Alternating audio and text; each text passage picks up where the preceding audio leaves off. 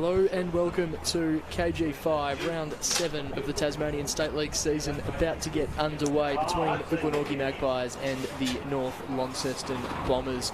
A big game between these two proud, historic Tasmanian clubs, both teams in an interesting position in season 2021. The Northern Bombers really entering a new phase of their life as a football club post Taylor Whitford and post an era of unprecedented success. Glenorchy going through a similar phase at the moment, bringing through lots of young players. And at this stage of the season, the final round of the first lot of games for season 2021, we're set for an intriguing contest as the two sides jostle around the middle of the table to try and set themselves up for a big finish to the season. My name is Anthony Osborne. It's a pleasure to bring the action to you this afternoon. Alongside myself in the commentary box at KG5 is Ryan Rosendale. Ryan, it's great to be with you today.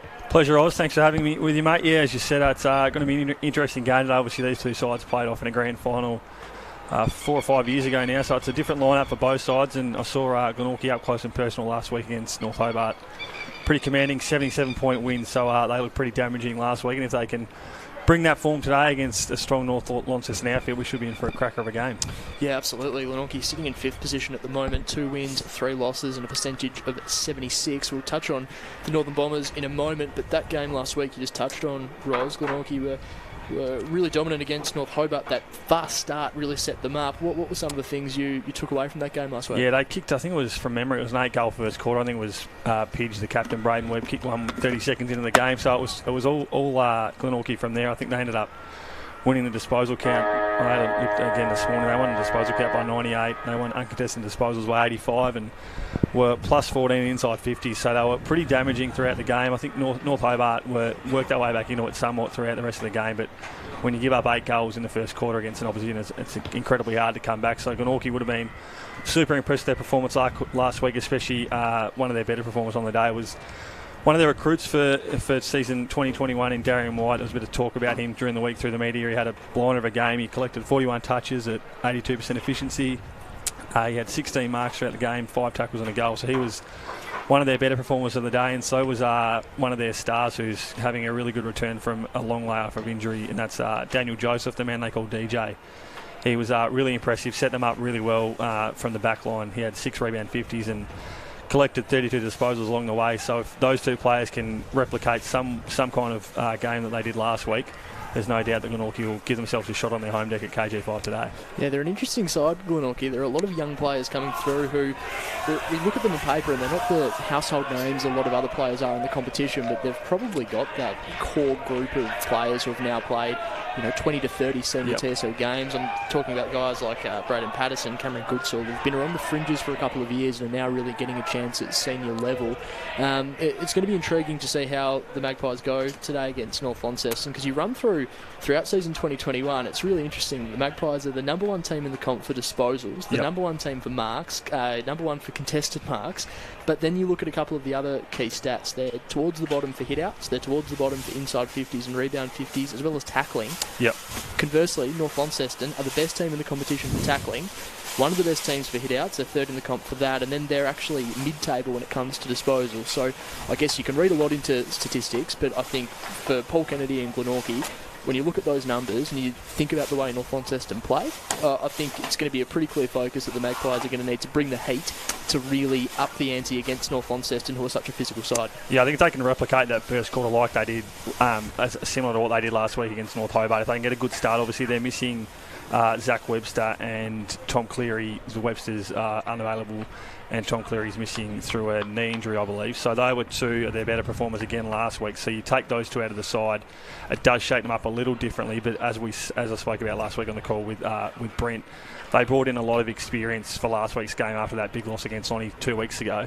So they're a different outfit when you bring guys in like Daniel Joseph. Ben Camrick came back in. I think Sammy Rundle missed against Lonnie 2 weeks ago, so he came back in. So you bring a bit of experience back into this lineup, surround them through that youth and that energy that the young guys bring.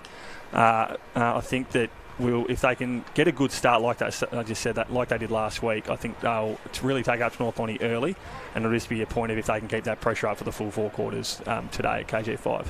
Absolutely, yes. 3 changes for Glenorchy this week, with Patterson, Goodsall and Isaac Manson coming into the side. Cleary and Webster, who you just touched on, are out, as well as Nicholas Rybelt. For the Northern Bombers, 3 changes for them as well, with Van Dam, Oliver Sanders and Harvey Griffiths all coming in. Tom Donnelly, Lockie Mitchell and Theo Ives are all out this afternoon. So very much a team in a state of, I guess, almost a re-energisation for the Northern Bombers. They've brought in a lot of young players into this side. They are sitting second on the ladder with 3 wins, 2 losses and a percentage of just over 163. So they're still a very, very good side. And we've seen this year they've really dismantled a couple of teams. They've defeated North Hobart by 113 points, Lauderdale by 93, but then they've also had a shock loss to Clarence and a big loss to Launceston in round 1. So it's an interesting state for North Launceston at the moment. It's a team that is, I guess, really just trying to develop its own brand now under the coaching of Brad Cox-Goodyear. Taylor Whitford departing at the end of last season, but you look through this North Launceston side and there is still so much talent. You've got multiple premiership players like Brad Cox-Goodyear, Ben Simpson, Tom Bennett, Zach Burt, Jack Event, Will Edmonds, Corey Nankervis, Jay Foon, Alex Lee. That core group, if I was a young player in this North Launceston side, like a Harvey Griffiths or an Oscar Van Dam coming in, you'd almost have to pinch yourself. You're playing against some of these guys who have had such an impact over such a long period of time, and I can't imagine a better group of players to learn from. Yeah, when you're up for so long, you hear about it all the time at AFL level. You probably see it with Hawthorn now. They're up for so long in North Lonnie, and when you win 4 flags in a row and you're playing grand finals year after year, you're going to get that drop off. But the ability they've got now, that they've got a core group of guys, as you spoke about, to surround them with this young group coming through the development through their D-League side. When you're able to keep probably 5 or 6 of your core senior group together and flush in that new generation of players, it makes the rebound back up to the top of the ladder a bit more easier for your fans to see. So, as you said, North Lonnie, they're sitting second on the ladder, so they haven't dropped off any great cliff so far. So, they're still probably the second best team in the comp so far this year, North Lonnie. Absolutely can see Jay Foon and Braden Webb with them to the ground. So Foon has won the toss for North Launceston. They'll be kicking to the left-hand side of your screen today. Going through the umpires for today, I've got Nick Butler, Mark Tuckett and Nathan Geeson, an all-star trio doing the field umpiring duties today. Best. Got Jacob Bevis, Zach Fair and Dan Sipkes on the boundary, and Caden Winwood and Max Genders in the goals. Max Genders making his TSL debut today, so best of luck to him. As you can have a look there, a glorious day here in Glenorchy. Magnificent conditions overhead. We did have the rain. The Bureau was telling us lies, Ryan. They were saying it was going to be a horrific day, but it's turned out to be a cracker. So we're all set for what should be a good game of football. Looking at a couple of individual players, Ryan, I think you touched on Joseph and Darian Wyatt earlier from their performances last week. Someone who has really taken their game to another level the last couple of years is the man they call Disco, Ben Camrick. He's the leading goal kicker for Glenorchy this year with 10 goals. I was calling with Andrew Calling earlier in the year when he really took Clarence apart in a quarter, 4 and a quarter to kick 5 for the game. He's the sort of player that's going to have a big influence today if the Pies are any chance. Yeah, he was pretty impressive last week against North Lonnie. I think he finished with 28 disposals, kicked 3 goals, but he also had the 8 clearances. So he plays a mixture of forward and midfield. So he's a guy that they'll definitely have to. I wouldn't be surprised if a guy like Jay Foon was to line up on Benny Camrick when he goes forward, or one of their smaller defenders. But he's a guy that has the ability to have those quick bursts throughout the midfield. And when you can put him in the middle and then let him drift forward and he's able to hit the scoreboard, he's a very damaging player. So there's no doubt he's one that Brad Cox-Goodyear would have put a fair bit of time into during the week in the lead up to this game today. Someone I think has a big job today is James Deegan for Glenorchy in the ruck. He probably get the likes of Wyatt chipping in here and there, but Deegan, he's got a big task today against Alex Lee, who, I guess you could probably say that it's he and Hayden Smith are probably the 2 premier ruckmen for the last 4 or 5 years in the TSL. And Alex Lee, 42 hit-outs a game, 139 ranking points as well. Forget how young he is. Yeah. He's been around so long. Absolutely. He's an absolute star, Alex Lee. And I think if Glenorchy are going to be any chance today, James Deegan is another player that's going to have to really stand tall against Alex Lee. You can have a look there in the middle of the ground. And interesting, you've got Wyatt starting on the ball. You've got Sammy Rundle going straight to Brad Cox-Goodyear, so that could be a match-up to watch as the afternoon unfolds. Plenty of plenty of talent on both of these sides, Ryan, so I'm really looking forward to seeing it. Just before we see umpire Geeson bounce the ball to start the game, I want your tip and why you think that tip's going to be the correct call. I think North Lonnie is just off form. I know I spoke a lot about Glenorchy's form last week. If they can bring that intensity earlier, I think it'll be a close game, but I just have to go North Lonnie just for the fact that their experience and their experienced heads will probably get them over the line in this one today. Absolutely, so the players are all getting into position, just waiting for the clock to strike 1:30. A big game of TSL football here. The 5th place Magpies against the 2nd placed Northern Bombers. James Deegan in the ruck against Alex Lee. Here's Ryan Rosendale. Lee wins this one down straight to Cox Goodyack. Gives it off now. Sanders is there. So is Rundle for Glenorchy. Ground ball now. Good work there by Sanders. Camrick's there. Gets his kick away. Not to anyone in particular though. As they pile on now. We're going to get a ball up early in this contest. Bit of push and shove there. Straight up is Alex Lee. So Lee and Deegan. That'll be a battle to watch throughout the game. Ball hits the deck though. No ruckman goes for it. White's there. Gives off to Camrick. Trickle towards the line. Camrick, skillful player. Keeps it in. Gets around one. Got time now. Gives it off. Gets it back. Does Camrick. Kick inside 50 is not great. Goes straight down the throat of North Lonnie. Sanders gives it off. Smothered there by Dilger. Ball's come out to the wing now. Good tackle applied by Glenorchy. We'll get a ball up there. Good tackle there by Cooper Meredith. So Deegan and Lee will contest again. Lee wins that one down. Camrick with a tap out. Good play now by the Bombers. It's going to trickle towards the line. And a pretty scrappy contest early, Anthony Osborne. Yeah, Glenorchy getting their hands on the football. Benny Camrick just his disposal, letting him down as he went inside 50. And I think that's something that we've seen over the journey, that to play against the Northern Bombers, you really need to make the most of your chances and really to be clean. And that's something that I'm sure Paul Kennedy's troops would be really focusing on as the ball comes back into play again. Deegan and Lee just missed by the opportunity as Wyatt gets the ball at the back of the pack. Right, looks for a runner. Had one there in Blowfield. That's going to roll out of bounds for a throw in. Nathan Blowfield had a handy game last week as well, Ryan. Yeah, really handy game. He collected 28 touches, well above his season average of 15.2, and he had 14 marks, so he collected plenty of the footy last week, and hopefully he'll be able to replicate that today if you're a Glenorchy supporter watching live on the stream. It looks like he's gone to Leary early in this contest. Lee just gets his hand to that one there in the fin direction. He's been set upon by Cameron. These two going head-to-head early. Umpire's whistle, though. It's going to be a free kick going the way of Jay Foon. In the back was umpire Geeson's call. So Foon, captain of this North Launceston side, one of the premier players in the competition, just hoists the ball inside 50. Has a target at the back there in Burt. Bennett's there in support as well. Running clear for the Magpies, a couple of players. Just Tom Brown under the pump right on the goal line. Jack Rushton as well, taken out of bounds for a throw-in.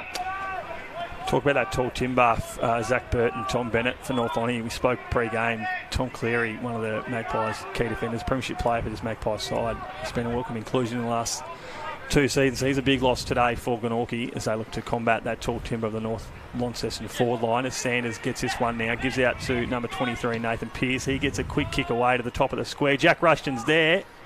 Good spoil though by Glenorchy. Tom Bennett's there, but he can't get it as we get our first score of the day. 3 minutes into this first quarter, it's North Launceston with the behind. So we'll get a kick out now. It's going to be Daniel Joseph, the man they call DJ. Former RACT Player of the Year winner a couple of years ago. He gets a kick away.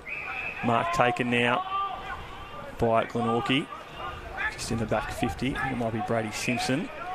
So Simpson's going to chip this across the ground. Gives it off to Blowfield. He's going to look for him. He's going to switch this backwards. Not too far, but short enough. So Glenorchy looking for a target, but North Lonnie are setting up really well inside their forward 50. As Jay Foon just comes back a little bit on the direction of the Glenorchy player. Sammy Rundle looking for a handball there. Elects to kick though, outside 50 now. They've finally cleared it out of that forward 50, but it's straight down the throat of Big Lee. So he's going to play on, says the umpire. Kicks inside 50 now, Alex Lee. Kick inside to Tommy Bennett. He can't take the mark. White's there for the Pies. Gives it off. Gets around one. Drops the ball with the Glenorchy defender, but he recovers well there. Good pressure now, though, by the North Launceston forward line. And North Lonnie are setting up extremely well, not letting this ball out easy at all, Anthony Osborne. No, that's exactly right. That's what they do. So we can see a slight injury concern there for the Magpies. So keep an eye on that as the afternoon unfolds.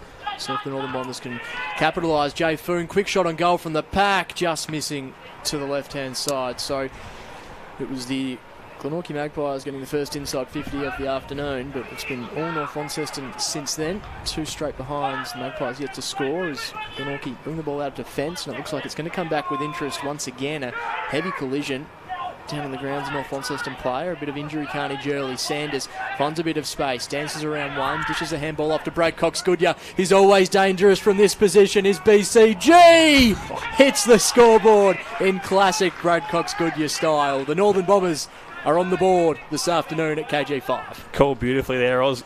We know how dangerous Brad Cox-Goodyear is as a player throughout the midfield, but he's so electric from that 50-metre arc when he kicks goals. I remember there was a game last year up at UTAS Stadium where he's probably kicked 30 or 40 of them a season, and there was a goal there that he kicked very similar to that, and he's so damaging as a player. That's why he's won multiple BNFs at North Lonnie, and he's won numerous amount of awards throughout the TSL competition as a whole. So coming off a really good game last week, Brad Cox-Goodyear the coach, and there's no doubt that he'll be all through the thick of it today. Yeah, that's just shelling peas for Brad Cox-Goodyear. I reckon he makes the very difficult look incredibly easy, and that's a big confidence boost for the Northern Bombers on the road early. So ball up now. Lee wins that one down, goes down the throw to Rundle. He can't get it. Foon's there for the Bombers. Handball out to number 23 now in Pearce. He gets a run on, kicks inside 50. Straight down the throw to Tommy Bennett. He can't take the mark though. Good pressure there by the Glenorchy defence. But Foon's got it now. He kicks inside looking for Bennett, but the man in front's going to take it as a teammate, number 41 in Brandon Leary. So good work there by Jay Foon. The captain started well early. Yeah, he looks ominous early, and also good to see Nathan Pearce really getting in the thick of it, spending a bit of time in the middle of the ground. I love the bushranger beard on a footballer, Ryan. He's a cult figure. Back in style. So Brandon Leary, one of these young, new North Launceston senior players, coming in, a bit of a little dance step there as he comes in for goal. Doesn't look great off the boot though. Third behind I should say of the day now for the Bombers. So Glenorchy. Daniel Joyce is going to have to retrieve his own footy here over the fence. They're going to look to get this one in. The ball's pretty much played in the North Launceston forward half of the ground so far, Oz. Yeah, I think despite that one entry in the first 30 seconds or so, I don't think it's actually gone beyond centre, really, for the Magpies. They'll be looking to rectify that now through Deegan. He drops an absolute sit of a mark as the big man, coming off a really good game last week against North Hobart. So won't be happy with that little big man, taking over the number 1 ruck duties this season as James Deegan. So ball in now. So it's 7.5 minutes played in this first quarter. Wins that one down, does Deegan to Wyatt. He can't get a clean ball though. Good bit of play there. Gives it off to Simpson, who gives backwards to Joseph. Joseph gets around a couple, kicks up the wing. Good mark there to Dilger. Came back last week for his first senior game in some time. Played really well to Dilger. He kicks down the line. One hand up there in Webb. Can't take the mark. And speaking on Braden Webb, he's come back from injury this year and he's found a new role up forward, which is pretty handy when you can have a guy of his calibre playing deep inside 50. So Lee wins this one down. Cox-Goodyear gets it. Gives off to Ben Simpson, who kicks towards the forward 50 arc. Good play there through number 56 in Griffiths. He kicks forward. It's going to trickle through. It's not. I think O'Leary's there. I think he might have put that through. He has.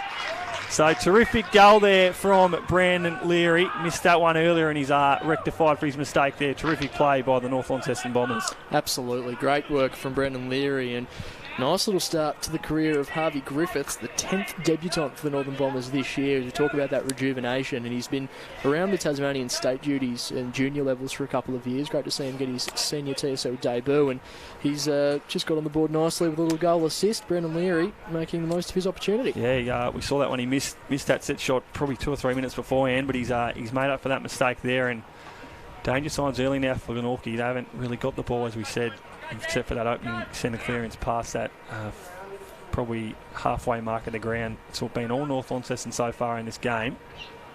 As Lee wins that one down, goes down the throat of Simpson.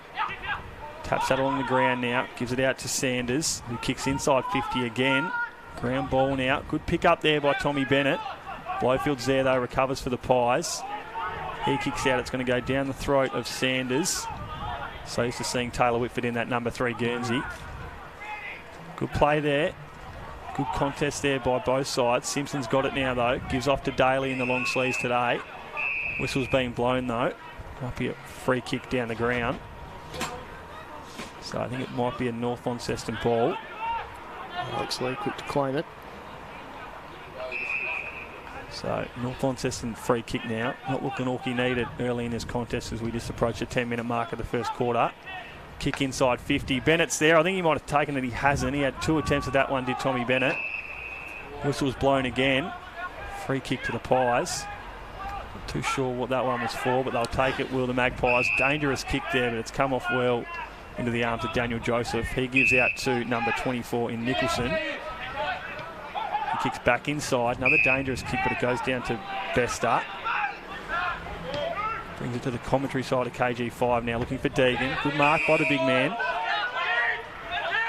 That's the kick that's led them down so far. It has, yeah. So Deegan, there we go. You just spoke of it, Oz. Put the curse on him there. Goes straight down the throat of Sanders. And he kicks back inside. So not a great kick though. Glenorchy can recover here if they can get a clean ball out of this pack. They do through Daly. He gives off to Roberts, who kicks inside 50. Joseph's there, might have been taken high, the North Launceston player. Play on, says the umpire. Good tackle by Camrick. He gets the ball now, does Benny Camrick. Gives off.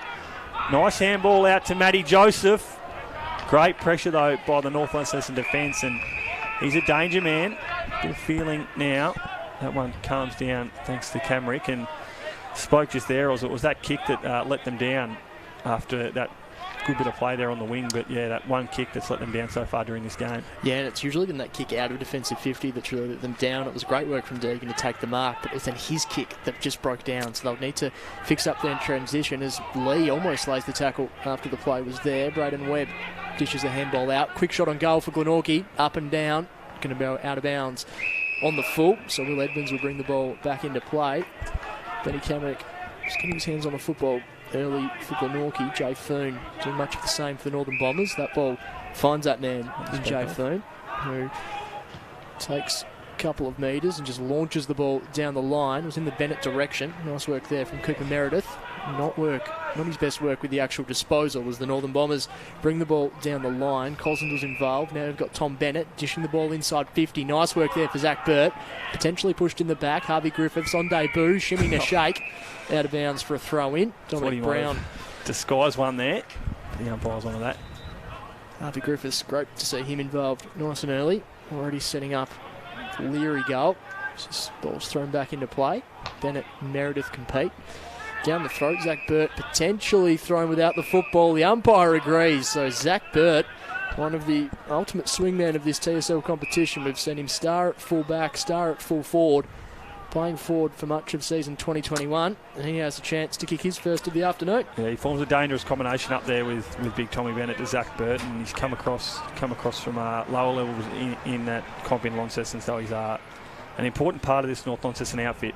So Zach Burt, it's going to be a tough angle, always a little bit breezy at KG5 as he approaches past the line of 50. Not going to make the distance. In the end, with the sit was Bennett, unable to take the mark. Players are at ground level now, but Glenorchy have the numbers as they kick the ball outside defensive 50. With the sit was Camrick, almost took the mark over the top, unable to in the end. And Curvis's kick is a bit of a chaos ball now for the Glenorchy defence. Callan Daly is down there for the Magpies. Also there, we've got John Geard, dishes the handball out wide as the Magpies bring the ball out of defence to Isaac Manson. Now have the chance to reset and reload. Kick inboard, finds Geard again, almost tackled there by Brad Cox Goodhughes, who tried to play on. Ball comes out wide, and Glenorchy just looking to take the tempo out, move the ball down the wing with a little bit of intent through Nicholson. He goes further out wide to Deegan, just forward of centre wing. Kicks the ball down the line. Oh, almost a mark taken there by Josh Meredith. North Launceston with the numbers though. Pearce links up with Billy Edmonds, who just launches the ball to half forward. He's always going to win that there, Jack Rushton. Player with such great forward craft. He wheels and goes. Short little dinky kick inside 50. Lovely ball onto the chest of Zach Burt. And Burt, who didn't make the distance with his last kick, is going to have another shot, similar distance, just a little bit straighter to go. See how quick the rebound is from North Lonnie. Glenorchy, that was probably the best bit of play all game so far in the first 15 minutes of this contest, but the quick rebound out of the back 50. And yeah, North Lonnie, they're so dangerous when they can get that quick rebound, and Zach Burt's going to have his second shot on goal for the day. Great composure from Jack Rushton to hit Burt up as Burt crosses the paint of 50.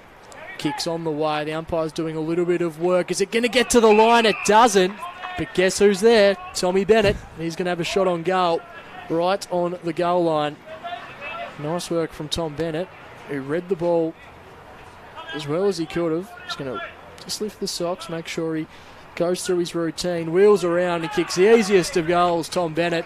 The Northern Bombers have 3 on the board, and it's all North Launceston to start at KG5. They make such a dangerous combination up there, do Burt and Bennett. I think Tommy Bennett might have left for a season a couple of years ago, and he's come back into this North Lonnie lineup, and they're a guy they really like having as a tall target inside 50. He's a terrific player, Tommy Bennett. He's won a couple of flags here at North Lonnie, so it's good to see him back plying his trade in the TSL, and when you've got a combination of guys like Bennett and Burt inside 50, you've always got some tall timber down there to kick to. And as you said, North Lonnie looking pretty ominous so far in this game, leading 21-0, 15.5 minutes gone. So maybe some danger signs early for Coach Paul Kennedy in this contest. This looks like a bit of a change in the ruck now. So Josh Meredith goes up against Lee, straight down the throat of Event. He gives off to his skipper in Foon. He kicks in front of his coach in Cox Goodyear. Good tackle applied there though by number 45 in Braden Patterson. Another one there. So 2 tackles in that play by Patterson. Terrific defensive efforts there. So we get a ball up now on the far half forward flank. Lee wins that one down, but it's down to Geard, who's having a terrific season. He gives off to Camrick, who gets around a couple, gets his kick away, finds space when there's not much, does Ben Camrick. Tries to get to Joseph, but he can't take the mark. It's gone down the throat of Stingle. So he plays on. No one mans a mark. Bit of a lapse in concentration there from the Magpies. Mark taken there by Burt. Terrific grab there as the man in front, Zach Burt, and he's looking dangerous early. He'll have his 3rd shot on goal in the first quarter to extend this lead to 27 points for the North Launceston Bombers. He's just so strong, isn't he? Zach Burt reads the ball so well, and interestingly, his 3rd real shot from a similar position on the ground. Zach Burt now hasn't put one away, but can this one be the one that he gets on the board with? Zach Burt looks good off the boot, but it hasn't worried the umpire in terms of a goal there. So again, another miss here for the Bombers, 22-0. As a kick out now comes to Roberts, but it's spoiled there by the North Launceston forward. Good play here. Tommy Bennett's got it, gives off to Leary. Daly though. Good play here by the Magpies, but again, Foon's there as he has been all game, and a tackle there by the skipper in Foon. And he has started this game on fire after a terrific game last week against the Tigers. Had 25 touches and 8 clearances and 2 goals. So he'll be looking to replicate that form today, and he's well on his way.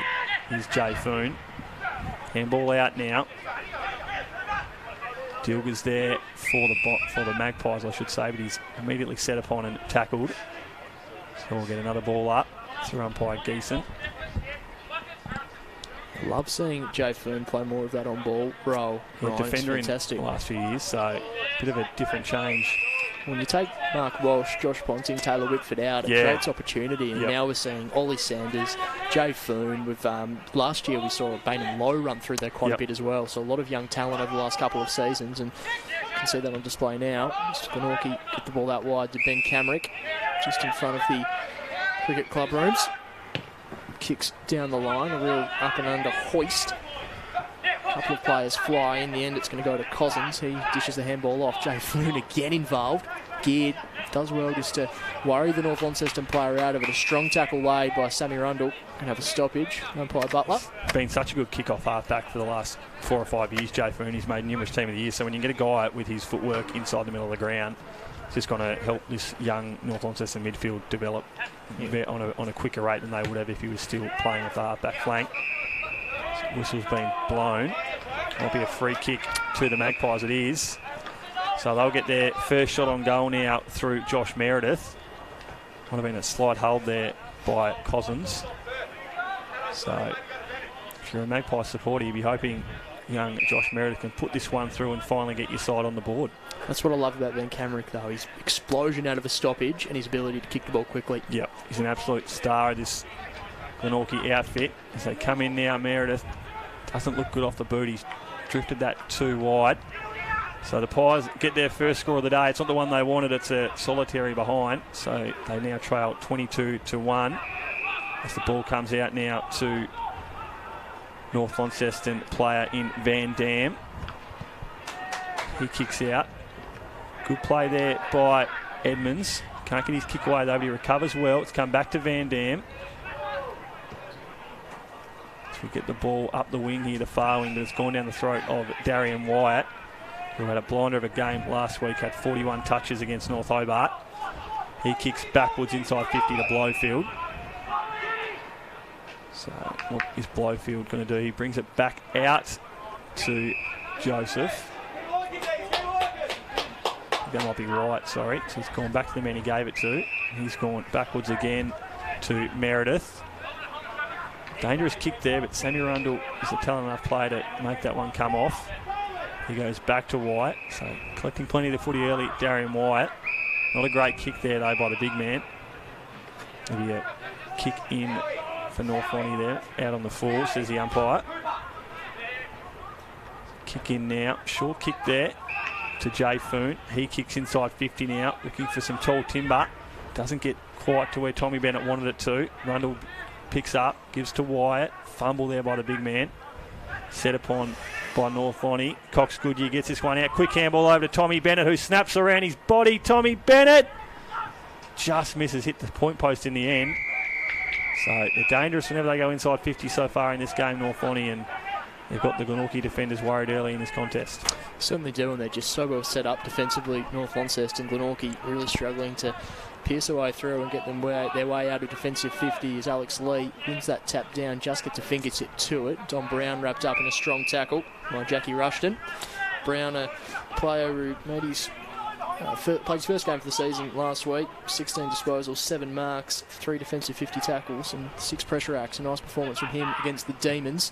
And more of that today as Glenorchy hack the ball out of defensive 50. You just get the sense that this is the part of the ground they're breaking down in at the moment. Nice work there from the Northern Bombers. They kick the ball inside 50. It's going to be a chaos ball once again as Rundle and Rushton go to work. Don Brown coming in with the tackle over the top. Rushton just tries to bullock his way out of it, but umpire Butler says that he'll take the ball back and have another ball up inside the Northern Bombers attacking 50. It's going to be Lee and Deegan once more. Both players really share a touch on that football. Simpson, Rushton, they combine. In the end, it's going to be Nicholson getting the ball out of defensive 50 for Glenorchy. His target was Roberts. He's met by Stingle. He's got reinforcements further back in Bird, who's a long way from home. He links up with Riley Sanders. A classy kick inside 50 from the youngster. Alex Lee worried out of it by Deegan, who quickly kicks out of defensive 50. It's going to roll out of bounds just in front of the YMCA for a boundary throw in. Spoke about a lot in this first quarter, but they just struggled so far in this game to get any kind of consistency when they go forward. Glenorchy, North Lonnie have set up so well behind the ball, and it's really stayed in that forward half of the ground for North Lonnie. So it's like Zach Burt is going to contest this ruck battle against James Deegan. He's a bit undersized here, but he wins that one cleanly, does Burt. Geard's got it, who's having a terrific season for the Magpies. So he goes off to Simpson.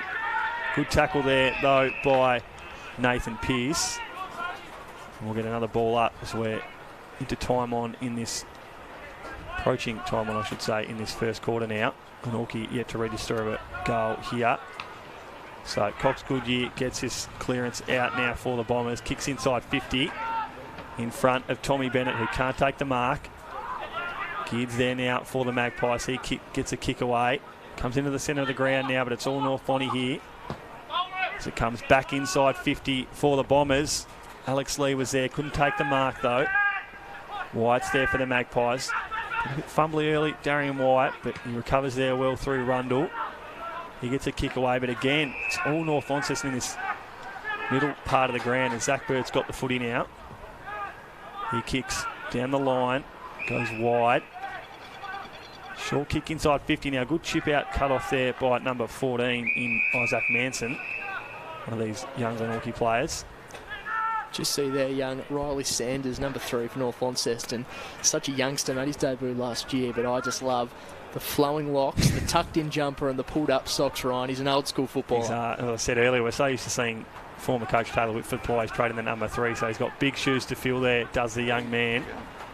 And he's definitely, no doubt, he's making himself stand out with that setup you just mentioned there, Aussie. I love the two Sanders brothers playing in this team. Yep. Ollie Sanders becoming a real inside bull, and Riley just with a bit of class on the outside as the two of them combine on that occasion. Ollie Sanders now kicks it inside 50. The pack forms, but a nice mark taken by Wyatt. Kicks out wide. He's got the runner there in Nicholson. He stops props and kicks the ball to where it came. It's coming back to Camrick. Hard pressed to find a more improved player across the last 3 or 4 seasons, I'd imagine, in the TSL, as he kicks the ball out of defensive 50. A couple of players were there, Deegan, as well as John Geard, but the ball rolls out of bounds. I agree with you there, Oz. I think I mentioned it a fair bit last week on the call with Brent, that they really missed Camrick last year. I forget how much footy he missed during that season last year, and to bring him back into this young Glenorchy lineup has been a real positive for them so far in the 2021 TSL season. As Deegan and Burt contests that ruck battle. Magpies get a clearance now through Rundle. This ball goes forward. Good play here by the Magpies. They're going to get an inside 50 now. Can they get one over the back through Dilger? Webb's there also. Can they work this out? They can. 2 experienced heads. Dilger gives back inside as the siren goes. It's going to beat them here. Yep. No goal, no score there, I think, says the umpire. We might have a point registered. No score. No score. So Glenorchy end this first quarter at KG5 without a goal on the board. They currently trail 22 to the solitary behind, and spoke about a lot in that quarter. It's been all North Launceston so far in this game. Anthony Osborne, what have you made of it? Yeah, that's right, Ryan. All North Launceston. We saw the Magpies get the first clearance inside 50 of the afternoon. It was a scrappy kick from Benny Camrick, and ever since then, the ball's rarely really ventured inside the Magpies, attacking half of the ground. It's been all North Launceston, and it was Brad Cox-Goodyear who really started to get going midway through that quarter. But I think the really key player for North Launceston so far has been the class of Jay Foon. Yep. He has brought his own share into KG5 this afternoon and is making them pay. He's such a classy operator and is really setting them up well, both through the middle of the ground, getting those quick kicks, but also those really measured passes inside 50 as well. He's taken on the captaincy this year, and you feel like he's a guy that's really relished that opportunity to be a leader of this young outfit. So, yeah, he's one that definitely, I'm sure that Paul Kennedy will mention in the quarter-time huddle, and he might put a fair bit of attention into. I wouldn't be surprised if he might cop a tag throughout the second quarter. So, be interesting to see how that eventuates throughout the rest of this game. But we're going to take a short break here at KG5 as the Bombers lead this one over the Magpies 22-1. We'll be back for the second quarter in just a minute.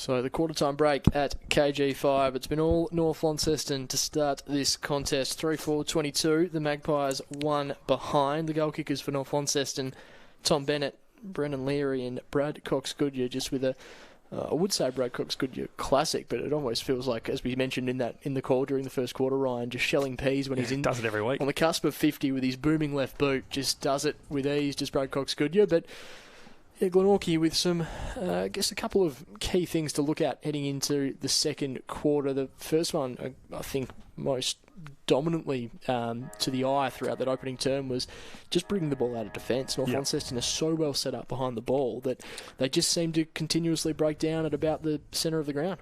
Yeah, Dan Joseph's probably the one that they look to most weeks to be able to bring that ball out of defence, and we just spoke about at the break.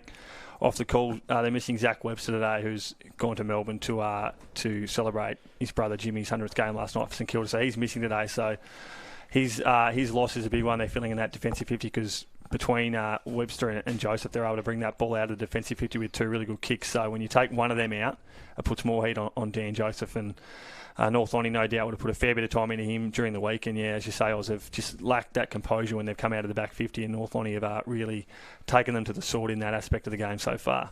It's funny, I think the two of us have spent a fair bit of our weekend time studying the TSL the last couple of years, and to see this North Launceston beast continue to emerge. We're looking at this team now, and we're used to seeing Bennett, McCulloch, Burt, Whitford, these sort of guys, Ponting, a lot of them in Fort of Centre as well. And now you've got this team where Will Edmonds, another guy who spent a bit of time inside 50, he's now in defence. Zach Burt's forward, but McCulloch obviously isn't playing this year with the Northern Bombers. You've just got this new look team, and really you can't help but be impressed by the North Launceston system and the way they continuously develop their young talent, but also I guess the fearlessness and the capacity to shift the magnets and play players in different positions. You always hear every year about when a North Lonnie are going to fall off the cliff, and they never do. They're just such a good club, not let alone side, that they're able to rejuvenate things year after year. And obviously with a new coach coming in, Brad Cox-Goodyear, he's obviously been the skipper for a long time. But Taylor Whitford goes out, Cox-Goodyear comes in. Obviously with that comes new game plans, switching players in different positions, and with that comes a bit of new life within a side that's been at the top of the mountain for so long. So I can't see this club falling off the cliff in any major capacity anytime soon, especially when you've got guys like Jay Foon having the first quarter like he did so far in this game. From the other side of that though as well, this Glenorchy team, it's such a good opportunity for these young players to play against these seasoned North Launceston players, and I think it's only going to benefit Glenorchy with these young talent that's coming through in the long run. And I know this is a new look North Launceston team, but that core nucleus that we've spoken about almost ad nauseum throughout the game so far is still as good as there is in the competition. And although Launceston have really set the bar and have been the table-topping pace setters, I think the Northern Bombers have proven so far today that they're still going to be right in contention. Yeah, we don't want to look too far beyond today, but that'll be a tantalising matchup next week at UTAS Stadium on Friday night as the two northern sides tackle each other next week. But back to the game today as Foon gets this one inside 50. Joseph drops the mark there. Rushton's got it now. Comes out now through Wyatt for the Magpies. He goes off to Simpson. There's a player down in the middle of the ground for the Bombers. Can't see who it is at the minute. Lee. Looks like it might be Alex Lee. So that'll be a big loss for the Bombers. We'll keep our eyes on that one as Foon gives off now to Sanders. Scrubby ball inside 50 as Bennett's given it up to Leary. He kicks towards goal. Jackie Rushton's there. Falls in front of him though. It's going to come out to Brown. Keeps it in play. No, he doesn't, says the umpire. So throw in there, and hopefully for Alex Lee's sake he's able to get himself up off the deck and keep in this contest. So keep our eye on that. As looks like Burt or Bennett's going to take this ruck tap in the forward 50. It's going to be Zach Burt. So he's going to go up against Patterson. Looks like that's his matchup inside 50 today. So a big job there for Braden Patterson. As you see, Alex Lee now just jogging gingerly to the bench. So keep our eye on that. Yeah, Holt in place. I think it might have been a blood rule potentially. So might have caught one in the ruck tap there as the ball comes back in now. Neither Ruckman wins that one down, but Foon collects it as he has done all game. Give out now to Leary. He kicks to the square, but good punch over the line there by Dominic Brown. And we've got our first score of the second quarter now, 23-1. It's where a minute and a half gone in the second term. Magpies will bring this one out through Daniel Joseph. Not a great kick there. He's usually one of the best kicks in the TSL. Not that time, though. Good fly there by Bird. He takes it on the third grab. Zach Burt gives off to Sanders immediately. He kicks inside, looking there for the spare man. He can't get it, can Van Dam. Good follow-up there, though. The two youngsters in Sanders and number 56, sorry, that was Griffiths. So two of the young North Lonnie players applying some physical pressure in that forward 50 early.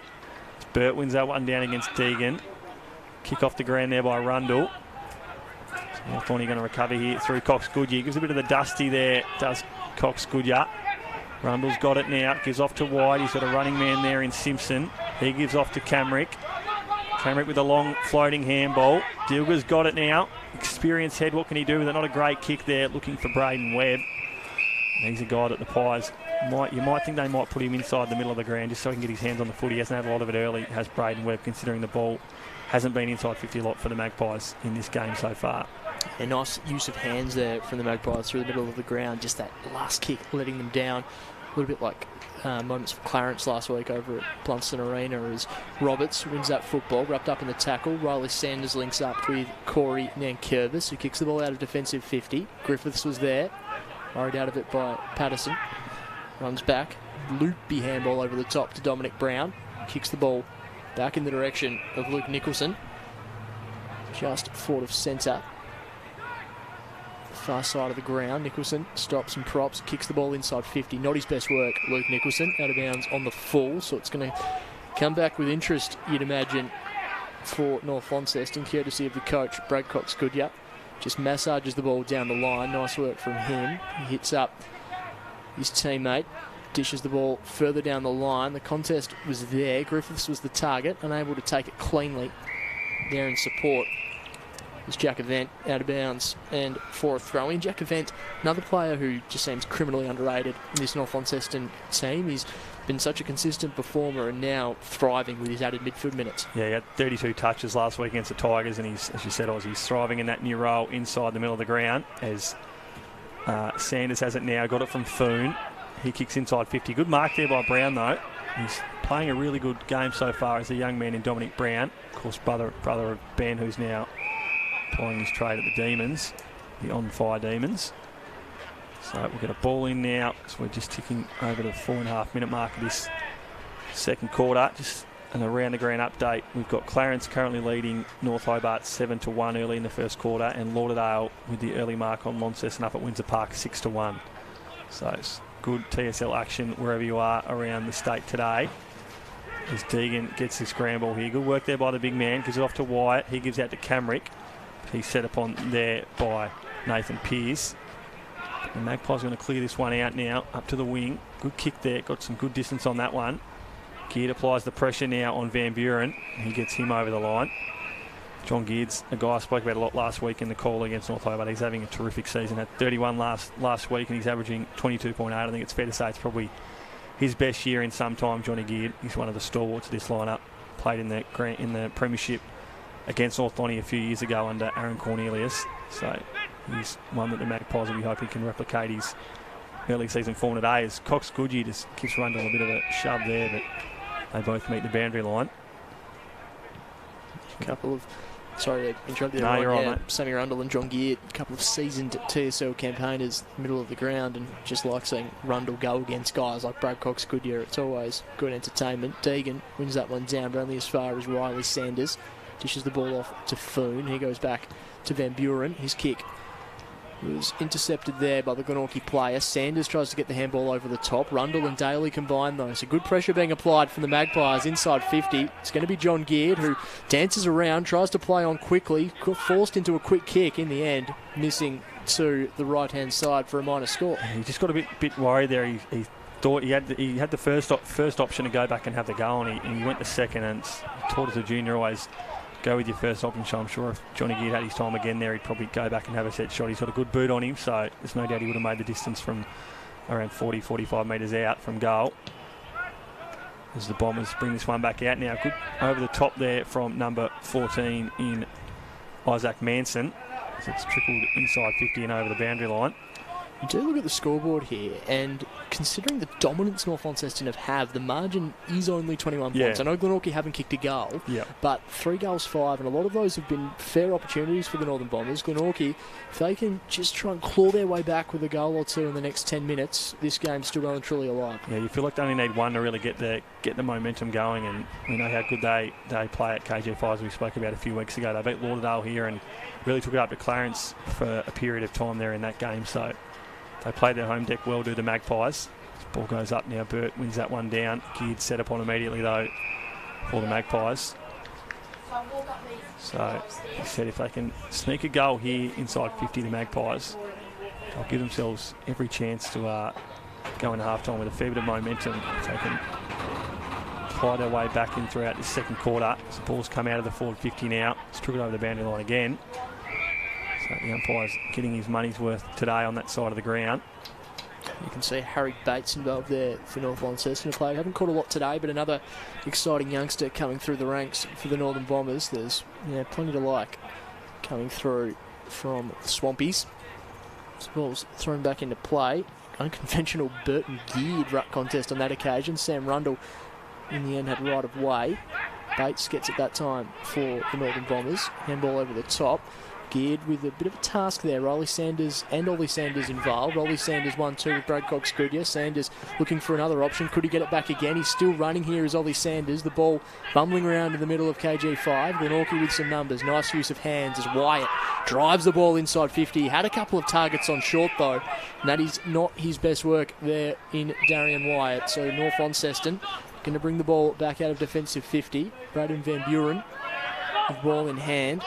Wyatt had a couple of shorter options. In the end, he'd be kicking himself for going long. So the Northern Bombers look to bring the ball out of defensive 50. No goals yet in this second quarter. Glenorchy really bringing the pressure to start the term. Wyatt potentially a push in the back, and the umpire agrees. So free kick going the way of Brandon Leary. Already has 1 goal for the afternoon. Didn't disguise that one well enough, the big man there. So Leary just backward of centre wing, broadcast side, kick down the line. Mark not quite taken by Jack Event. He dishes a loopy handball over the top. Getting back on the end of it was Leary. Kicks to space at half forward. Glenorchy had the numbers. Pearce unable to capitalise though for the Northern Bombers. Handball there from Burt to Bennett to Wyatt of the Magpies, wrapped up in a Leary tackle. Brad Cox-Goodyear shrugs off one tackle. Handball over the top. Running out of bounds, Ben Simpson. Just things happen when Brad Cox-Goodyear's near the footy. Yeah, he's always around the footy. Just wanted to mention Darian White. He had the blind of a game last week. He's looked a bit shaky early in this game, so if he can just steady his nerves now, the big man, he's shown how good of a player he was last week. So if he can just steady some of those nerves and get some clean touches, we know he'll get himself back into this contest. His whistle's being blown now. So free kick away of the Bombers through Sanders. So Ollie Sanders now is going to kick inside 50. Looks good off the boot. Tommy Bennett's there, can't take the mark. Good pressure there by Blowfield. Number 19 now, and Declan Chugg's got the footy. Kicks towards goal, he's missed that one. Good attempt there by Declan Chugg, another one of these young North Launceston players, as Geard's now got the footy for Glenorchy. He kicks out to Simpson. He takes a nice mark, the former Claremont junior player. He kicks back inside 50 now to Joseph. He'll scream DJ. He looks for a teammate, I should say. He kicks up the commentary side of KG5. It's a good kick just over the head of his teammate there in number 28 in Josh Meredith. So Bombers look to get this one inside 50 through Sanders.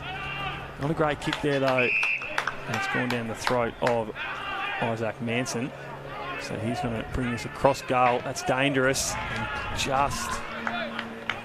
just what they didn't want there, the Pies. They probably could have done a lot worse there, but as I said, that was a pretty dangerous option there from Manson as Joseph comes out now. Scrappy kick. It's gone down the throat of William Edmonds. Sanders again. He's getting a lot of the footy in this second term. Ollie Sanders, he makes no mistake there. He's put through another one for the Bombers, and he's having a blistering second quarter, is Ollie Sanders. Yeah, magnificent kick from Sanders, and I love that he just took the responsibility on his own back row, and he saw an open goal, he trusted his skills and made no mistake. Excellent work, and again, it's just that pressure of constant inside 50s from the Northern Bombers, putting Glenorchy under the pump, and some really, in a tennis sense, some unforced errors out of defensive 50 from Glenorchy. And I mean, North Launceston are bringing the pressure, but a lot of these are the implied pressure that is really bringing the mistakes. And Ollie Sanders is really cementing his place as one of the premier midfielders in the competition. Seen him get some VFL action with North Melbourne this year as well. So exciting prospect for North Launceston moving forward. And the Northern Bombers, despite Glenorchy providing plenty of attention in this quarter, they draw first blood in a goal sense 12 minutes into the term. So ball out on the wing now through number 4 in Adam Roberts.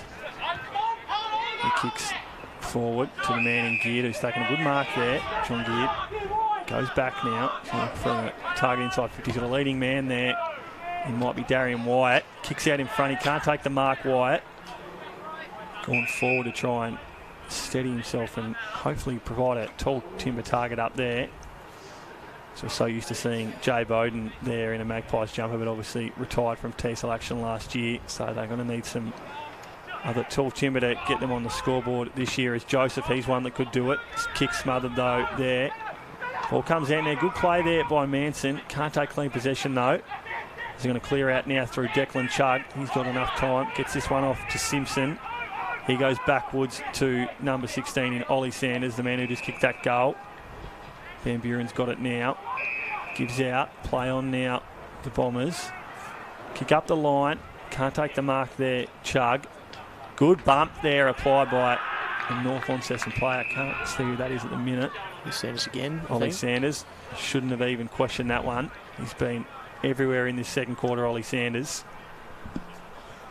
So, ball up here on the outer wing. Ollie Sanders involved on that occasion. I might have given him a tackle he didn't actually deserve before, as Cox Goodyear shrugs off one player, loops the ball back in the direction of Van Dam, stops, props, kicks the ball inside 50. The target was there, unable to take the mark was Jack Event.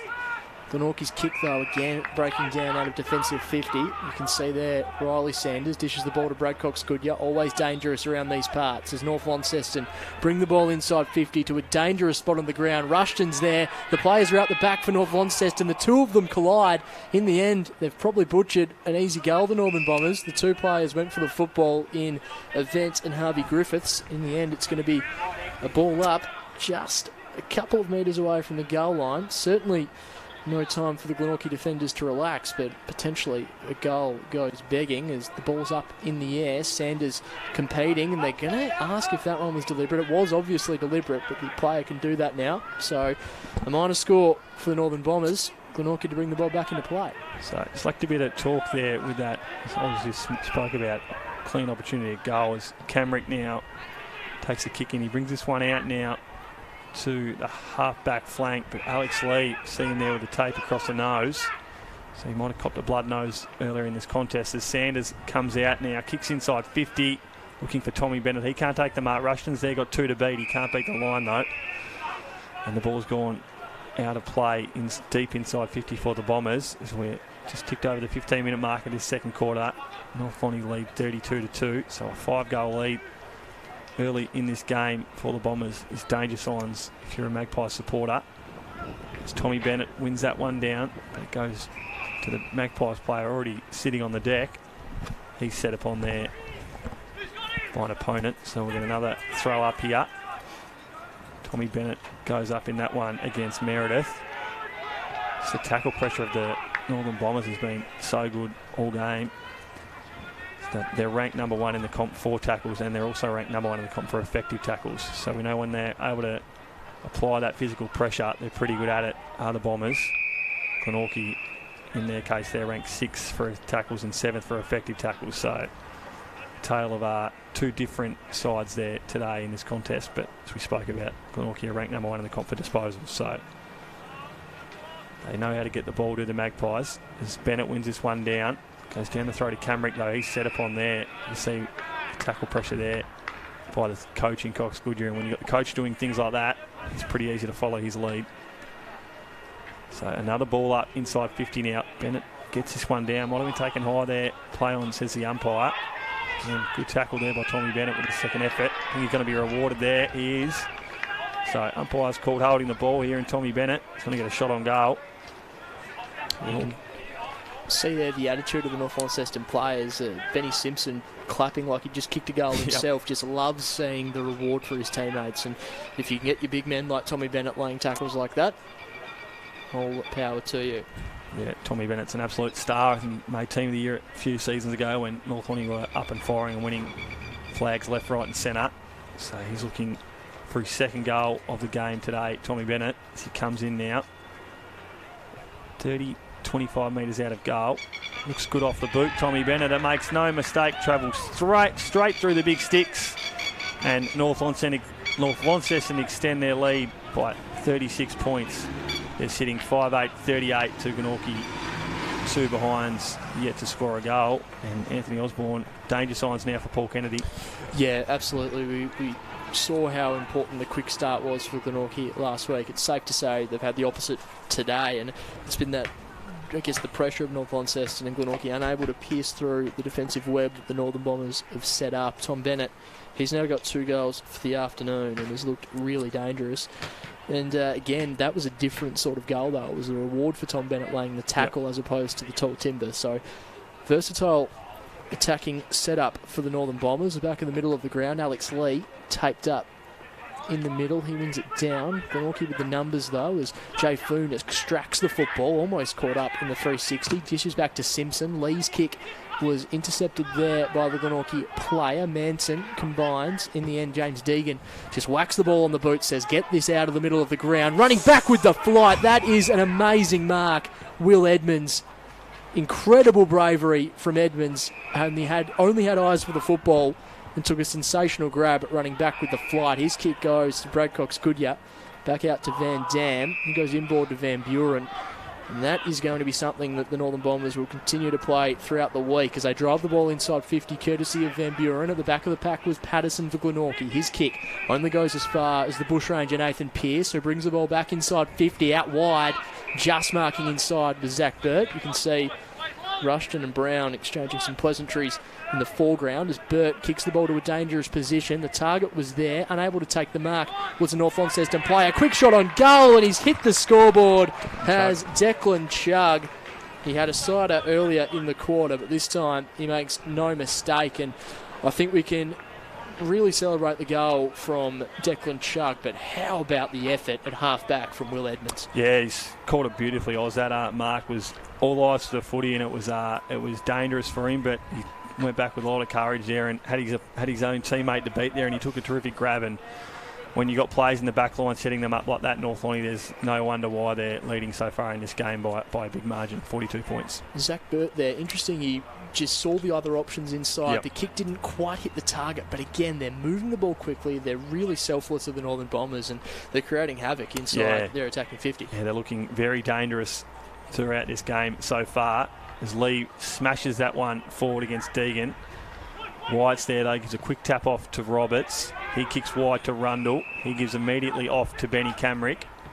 He's on the kick inside 50 now, looking for a teammate. He was looking for Joseph, couldn't quite get there, Matty Joseph. Dilger applies a good tackle there. See Joseph trying to get to an opponent, but he can't quite get there as it's going to come out now to Cox-Goodyear. He thought a whistle might have blown, but it's play on advantage to the Northern Bombers as Leary slipped over there and Blowfield's recovered for the Pies. He gives to Camrick now. Collected a lot of the footy so far as Benny Camrick. He gives off. Good spoil there by Rushton. He was looking for Roberts, but Rushton with the spoil. Cox-Goodyear gives back to Rushton. He gives off to Stingle, who kicks forward now to the skipper in Jay Foon. He's had the footy on a string today, has Jay Foon. Short chip kick over now to Leary. Kicked a goal early in the first quarter, did Leary. He kicks inside 50 now. Good mark there. Not taken by Zach Burt. Looked like it was going to be a good grab. He gives off to Oz's man, the bushranger in Pearce. He kicks out of bounds on the full. As I said, we're so used to seeing guys like Taylor Whitford in the number 3 Guernsey and Josh Ponting in the number 23. It's you got to wait and think for a second to see if it's a different player in that jumper this year, don't you, Ross? Yeah, it's a changing of the guard. At least Brad Cox-Goodyear in the goal in the first quarter reminds you that some things stay the same, and Foon combines with Brad Cox-Goodyear on that occasion. A strong mark taken from Foon, and quick to hit up his coach inside forward 50. And again, the coach-captain combo was so used to Whitford and Cox Goodyear, and now it's Cox Goodyear and Foon. It's still a hell of a duo at the top for the Northern Bombers. Cox Goodyear already with one goal this afternoon. A BCG classic on the run. Let's see what he can do here. There's been an umpire's whistle, though. It looks like it was a good kick, but it's going to be a behind. There was an umpire's whistle as Cox Goodyear was running in, though. So might it looks like he's going to take it again by the looks of it there. So perhaps just the cider that Brad Cox Goodyear needed. He's going to be kicking again from the same spot. Going to be the best part of 50 metres. So he sets himself again. Red boots, just crosses the paint of 50, does Cox Goodyear, gets under the football. It's still a booming kick. Is it on the way? It is just missing to the right-hand side. A minor score for Brad Cox Goodyear. The Northern Bombers extend the lead to 43 points. Glenorchy now, as we're into time on, approaching time on in the second quarter. Still yet to score a goal in this game. Kick-out's gone down the throat of the North Launceston player in front of Geared. It's number 20 in Corey Nankervis. So he's going to back himself, it looks like, Corey Nankervis. Having a shot from outside 50 here. I don't think he's going to, though. He's going to give this one off. He kicks inside 50. No whistle blown there. Might have been a free kick to Bennett. But the umpire says no. Comes out now to Simpson for the Magpies. Handballs to himself along the ground. A fair bit of pressure applied by the Bombers. Good work there by the North Launceston forward line as Brady Simpson was under the pump there. Ball's gone out of play now. As we spoke about, it's a 45-2 lead, so 43 points is the margin here early at KG5, and it's danger signs now for Paul Kennedy, the Glenorchy coach. As Deegan wins that one down, but it's straight down the throat of Sanders, who's having a blinder, gives to his brother, and he kicks inside 50, kicks to Leary, who brings it back inside to the free man, and the sort of man you want with a footy inside 50 is the skipper, Jay Foon. So again, there's a player down. It's to Ollie Sanders after that contest. Might be Sanders, yeah. He went down hard in that tackle/bump after he gave it off to his brother. So he's had a blistering start to this game as Ollie Sanders. As has the man with the footy now, Jay Foon. So he'll be looking for his first goal of the day, the skipper. Can he extend this lead for the Bombers? Jay Foon. Looks good off the boot. The umpire has to move slightly, but it's through for a goal as the Bombers extend that lead. As we approach time on here in the second quarter, it's all North Launceston. Yeah, you called it well, Ryan. You don't want Jay Foon with ball in hand if you're an opposing coach or an opposing defence, and that's exactly what happened. He just left almost unattended in the end and made no mistake, and he's really added this dimension to his game, Jay Foon, starting to hit the scoreboard and kick goals, and all of a sudden North Launceston 7-9-51. The Magpies 2 behinds. I think we said 10-15 minutes ago that the scoreboard damage wasn't quite there for North Launceston, but it's here now. You're certainly right. 49 points the difference. Quick score update from the other TSL games. North Hobart leading Clarence 15-14. Looks like that's quarter time, and Launceston 19-7 late in the opening term against Lauderdale. So interesting games across the state at the moment. Right here at KG5, it's all North Launceston. It's Alex Lee moves that ball forward. Jackie Rushton paddles it to himself once, paddles it to himself twice, thrice, handballs the ball over the top in the Griffiths direction. Still going is Jackie Rushton. He's a little bulldog as Jay Foon shot on goal, just misses. I know that Jack Rushton is City Park Radio's Dave Moore's favourite player, and I can see why. He is just a ruthless footballer, great intent.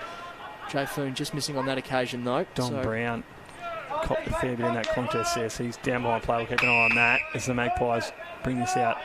Joseph to Deegan. Deegan kicks up a high up and under ball, doesn't give it to the advantage of Dilger. As you spoke about there, I was Jackie Rushton, former Launceston Blue, came across, switched clubs up north a few seasons ago now, and it's definitely one that the City Park Radio boys love to see play, and you can see why through that blistering bit of play there. He wasn't able to get the clean possession, but he was all for that footy going inside 50 as ruck tap goes up, but it's going to be another ball up here as we've hit time on here in the second quarter, as it's a 50-point lead to the visiting side in the Northern Bombers. Lee wins that one down, but Wyatt gets a clearance for the Magpies. Kick inside 50. Might have been a hold on Webb. Play on, says the umpire. against Nankervis. Dilger's there. Good tackle there by Matty Dilger. You can see why Coach Paul Kennedy loves him. Foon gets it out now, though, for the Bombers. Gives off to a player, to a teammate. Good tackle there, though, by Roberts. Coxgoodyear's got it now. He's got a free man on the wing. Doesn't use him. Kicks forward to the man we just spoke about in Rushton. He's against Daniel Joseph. What can he do here? He's lively. Up forward is Jackie Rushton. Great kick in there to Leary. And you can see there why he's a fan favourite of North Launceston supporters. Leary's going to have his second shot on goal for the day. Yeah, nice work there by Jack Rushton. He had the foot speed against Daniel Joseph, but again, clean with the ball in hand and then had the composure to hit up Brandon Leary. So, excellent work from Jack Rushton, and Leary, who's looked really lively, kicked 3 goals last week, has a chance for his second. Brandon Leary, as I just mentioned, 3 goals last week, 1-1 today so far. Little Josh Kennedy-like run up there from Leary. Looks good off the boot. Is it going to carry? I think it is. Touch there on the line by Darian White. So, terrific play there by the big man. It's where you want your tall timber on the goal line. And they extend that lead now to 51 points to North Launceston as we're 27.5 minutes gone. Simpson gets this one out now. He's going to look to clear this from the defensive 50. So he's going to bring it to the commentary side of KG5 Oval. Looking for Meredith. He can't take the mark in front of Lee. Event gives it off to Cox Goodyear. He goes back to Will Edmonds. He kicks inside 50 now. Jackie Rushton's there against Joseph, against White, I should say. White takes the mark. Kemrick there looking for a short option. He doesn't take it. Was it Wyatt? Clears this one out to the far side of the ground. Just bounces inside. As the siren blows for half-time. And as we spoke about a lot in that second quarter, it is all North Launceston here at KG5 Oval. They lead this one 53-2, 51-point lead at the long break. It's been all North Launceston. Anthony Osborne. Certainly has, Ryan. North Launceston really capitalising in that quarter, kicking 4 goals to none, but really significantly 4 goals 6 in that quarter. They could have been even uglier. To the one behind. Magpies. Absolutely. North Launceston with all the running, and to just quickly go through the goal kickers. Well, for Glenorchy on the left-hand side of my column, there's nothing to report home about. North Launceston, though, 2 goals to Tommy Bennett, singles to Brad Cox Goodyear, Oliver Sanders, Declan Chugg, Jay Foon and Brandon Leary. There's a lot to like about the Northern Bombers, Ryan. We know now that this game, it's probably a fait accompli as to how it's going to end. Yep. We'll probably talk a little bit about what we want to see from Glenorchy as we get ready for the third quarter. But what have you liked from the Northern Bombers in that opening half? Oh, they just set up so well. I mean, when you got Jay Foon collecting the footy like he is so far in this first half, when you got your skipper and your coach in Brad Cox Goodyear, probably your best 2 players on the ground along with Ollie Sanders. When you get your leaders playing the footy like they are today, it's pretty easy for the young collective to follow. So the way they've set up coming out of the back 50 and the forward line pressure they've applied when the ball's gone inside 50 has been really good so far for the Bombers. So if you're a North Launceston supporter watching along on the stream, you'd be pretty happy so far with what you're seeing. And I reckon there was a couple of moments in that quarter that were pretty emblematic of just how driven this North Launceston side are, both at 2 ends of the ground. You've got the Will Edmonds running back with the flight, a la Nick Revalt mark across half-back, just nothing but bravery and eyes for the football, taking that grab. The other side, you've got Jackie Rushton in the middle of the ground, paddling the ball forward, unable to take clean possession, laying a big tackle. I know that didn't end up in a goal, but he was then involved a few minutes later with clean hands and then having the composure to hit someone up inside 50. They've just got so many role players, North Launceston, and at the moment, they are certainly one of the better teams in the competition and are showing that against Glenorchy today. And the Magpies, I think they've still certainly had some strong contributors, guys like Sammy Rundle, Benny Camrick, that keep showing up. Daniel Joseph's been good across half-back. That just, at the moment you're looking at it and you just see that the upper end of this North Launceston side are really proving that they're amongst the best in the competition, but the role players for the Northern Bombers just look to be slotting in seamlessly as well. Yeah, they just look a completely different side to the side they were last week against North Hobart, Glenorchy, and you think a guy like Braden Webb, who's played predominantly forward so far in this game, he's definitely a guy that you'd like to see Paul Kennedy put into the midfield in this second half and hopefully the skipper can provide them some kind of drive throughout the centre, because that's an area of the ground they're really getting beaten in so far in this game. Yeah, and I think it was great to see from the Northern Bombers' perspective, Alex Lee come back out onto the ground. Yep. But it is a really interesting dynamic that in years gone by we've seen Bart McCulloch do the ruck for North Launceston when it hasn't been Lee. Today we've seen Zach Burt. Conversely, we've had Deegan, we've had John Geard, we've had quite a few players chipping in the ruck. Cooper Meredith for Glenorchy. And we said going into the game that North Launceston were one of the best teams in the competition for hit-outs. We don't have the stats in front of us, but I dare say that Alex Lee's comfortably winning that at the moment. Deegan's still competing well around the ground, but Alex Lee getting the first use for his Northern Bomber midfielders. The big thing we will need to look at heading into the second half, though, is just the fitness of Ollie Sanders. We saw him head off the ground late in the term after a heavy tackle or a bump as he dished the ball off to his brother Riley. He's been really good so far. Really good second quarter. Ollie Sanders, so we'll have to keep an eye on that as the second half unfolds. But half-time here at KG5 and North Launceston, they look the goods. They're leading quite comprehensively, 7-11-53. Magpies just 2 behinds. Second half action coming up as we look to see how Glenorchy respond on their home patch against the Northern Bombers. We'll take a short break and bring the second half action to you shortly.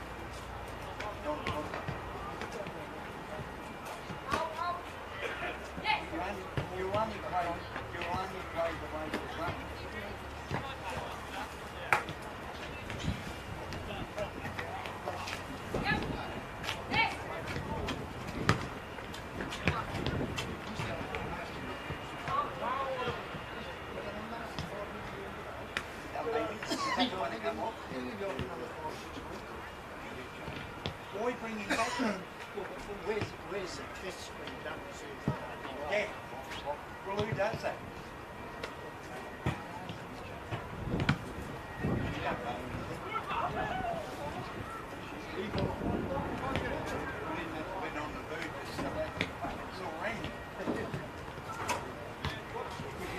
He only gets to take off it. Done that.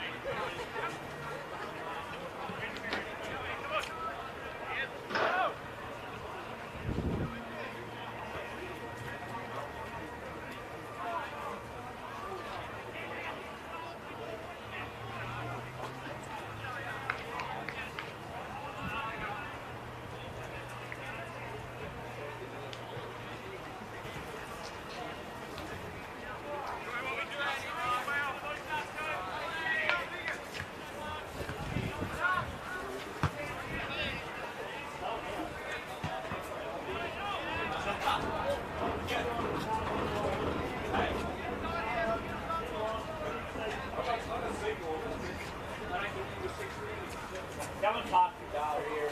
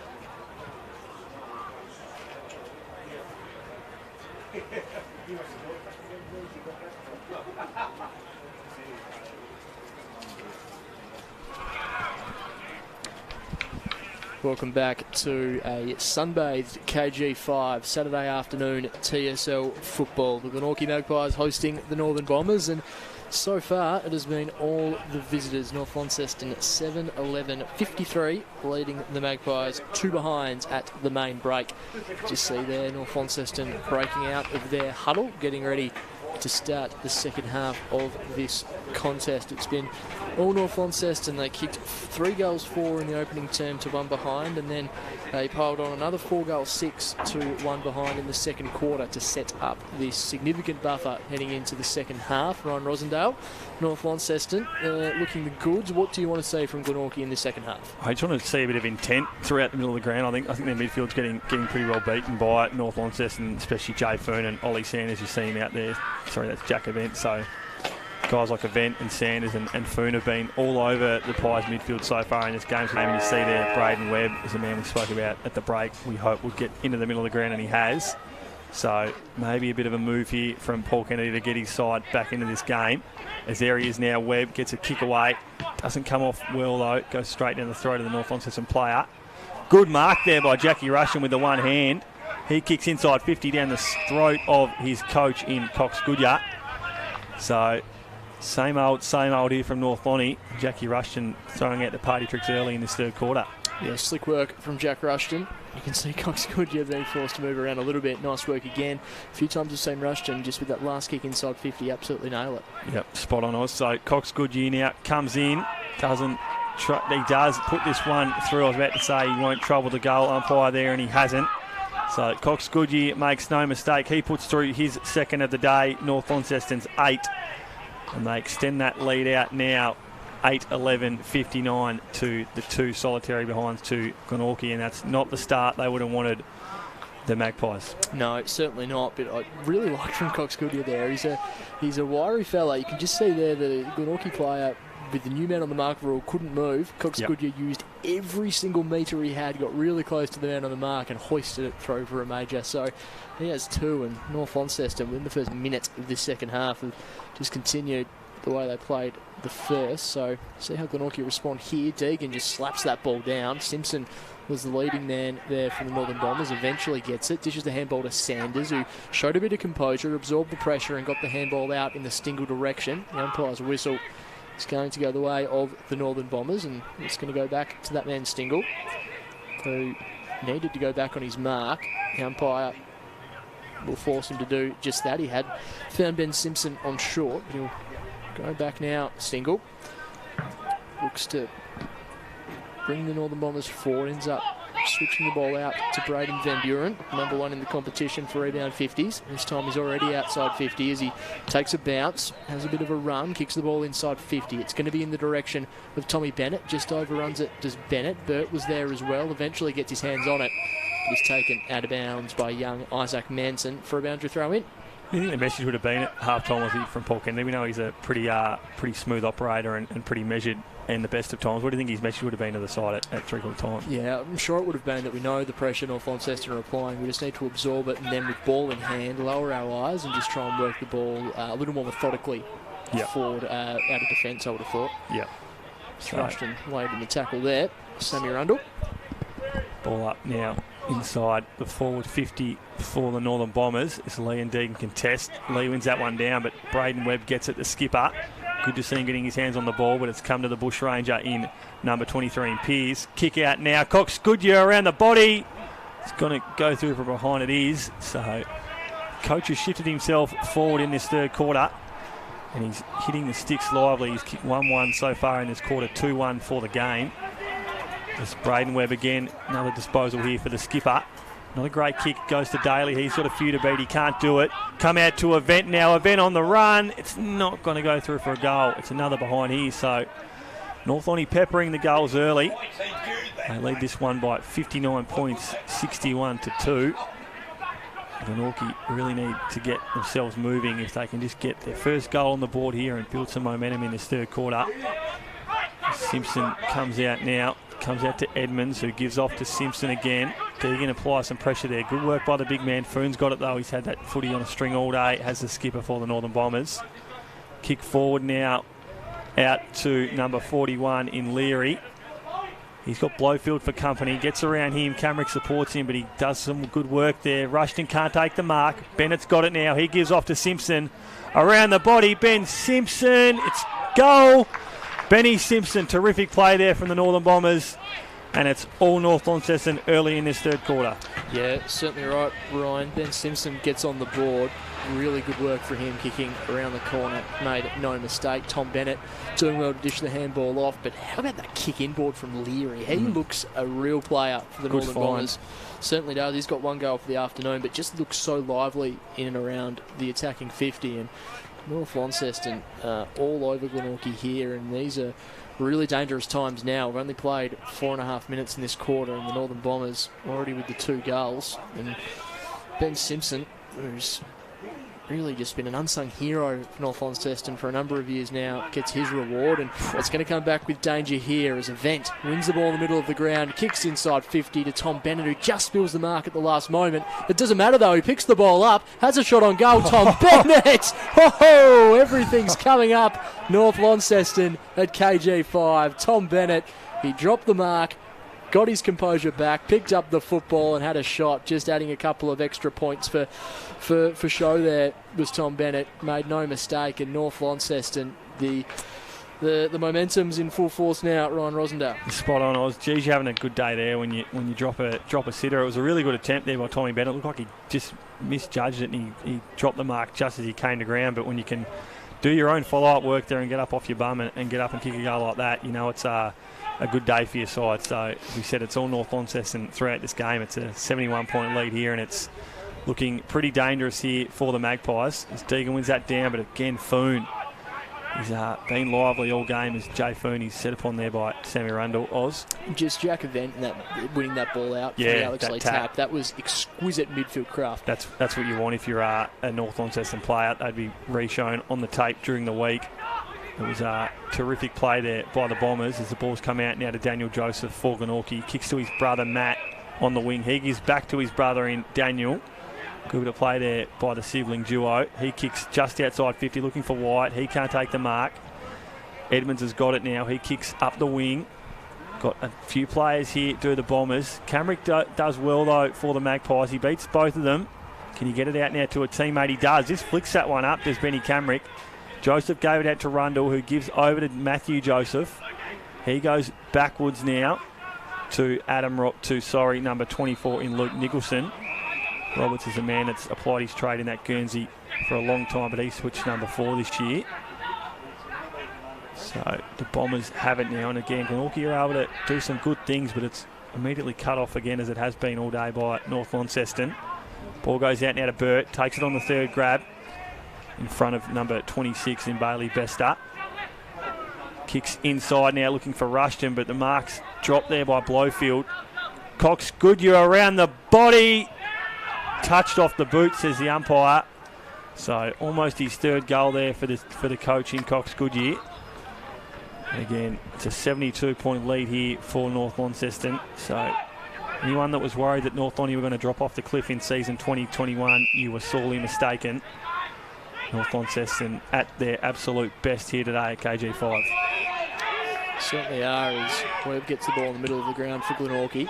Drives the ball inside 50, really just pumps it in there looking for a target. He had Roberts. Deegan's also there for Glenorchy. North Launceston have the numbers though, as Stingle just misses the handball to Van Buren. Deegan goes in to receive the football.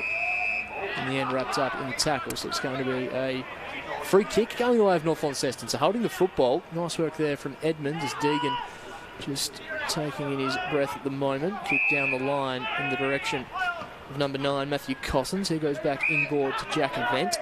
Started this quarter really well as Event. He goes out wide, finds Van Dam. Kicks out wide to Brad Cox Goodyear in the thick of everything as per usual. He has Nicholson for company. Cox Goodyear moves back onto his trusty left boot inside 50. He was looking for Cossins. In the end, Glenorchy had the numbers as they bring the ball out of defensive 50. Cullen Daly, not quite at his productive best this afternoon, gets his hands on the football. They always look a better side when he does have the ball in hand. He goes to Meredith, who kicks the ball inside 50. Is this an opportunity now for Glenorchy? He can have some work to do though as Jay Foon provides the reinforcements. He sweeps on the loose football, kicks it inboard. It's going to be Cossins again as they look to bring the ball out of defensive 50, the Northern Bombers. He opts to go short to Riley Sanders. He goes back to Jay Foon, who has really brought his own Sharon to KG5 this afternoon. He goes down the line to Leary, just uses his pace to work out his opponent, gets the handball off. There does Leary, had the reinforcements coming through. Potentially held without the football. There was Sanders. Good to see him back out in the middle of the ground. He dishes the handball off to Declan Shug, wrapped up in a tackle. Bit of pressure being applied here from the Magpies, but there are North Launceston players everywhere around the football at the moment. Brad Cox-Goodyear is content to see that one over the line for a throw-in. Right half forward for the Northern Bombers. They just look like they've got so much time with the footy. Even when they fumble North Launceston in a minute, they're able to recover super quickly, and I'm sure the message from Paul Kennedy out to the runner now will be just to apply that physical pressure to North Launceston and just see if we can work our way somewhat back in this game. It's probably all but over, but if they can get some scoreboard respectability back into this contest, Glenorchy, it'd be all you want if you're a supporter. As they come out now, Joseph kicks out to Roberts. He's searching far and wide for a teammate here. Opts to go short to Cow Daly. As mentioned, probably not his prolific best today, Daly, but he's had a little bit of the footy, which is pleasing to see in the back half of the ground for a man who usually applies his trade up forward. He kicks well down to Cooper Meredith. He's going to kick this directly down the line. He's looking for Benny Camrick. Doesn't get to him. It's cut off there by Michael Stingle, who's done a few good things today. And it's good to see Braden Webb. We spoke about it at half-time. It's probably a move that might have come a little too late, but Paul Kennedy's shifted him into the middle throughout this third quarter, and he's had a few touches early in this third quarter as the skipper for the Magpies. As Lee wins that one down, straight down the throat of Foon. That's a terrific tap there by Alex Lee. Kick out now to Zach Burt. He's going to play on. He gives the handball over to Foon, who's got the footy on a string. I'd like to see his disposal tally come up tomorrow on the Premier Data stats.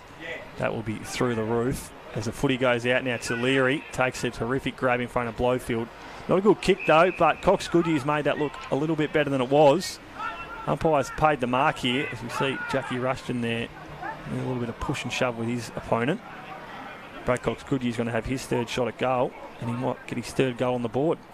I think Brendan Leary has had a couple of those kicks now where he's been able to find up the target in a congested forward line. He did really well. Brad Cox-Goodyear with another chance. Spot on there, Oz. He's been terrific so far, Leary. So Cox-Goodyear, will he be the recipient of the good work by his teammate? Don't think it is. No, it's hit the post, so it looked good off the boot, but it's just gone through behind. So Brad Cox-Goodyear now, I should say, evens his scoreline at 2-2 for the day. And Daniel Joseph will bring this one out for the Magpies. He kicks to Roberts, who's collected a fair bit of footy in the back half today. He gives off to Bailey Bester. He kicks inside to a teammate who brings this one out now to the commentary side of the ground. Gives it to Dilger. He plays on immediately. That's good play by the veteran. And a good kick though, but Webb makes good work of it. Gives it to Dustin Martin. Don't argue.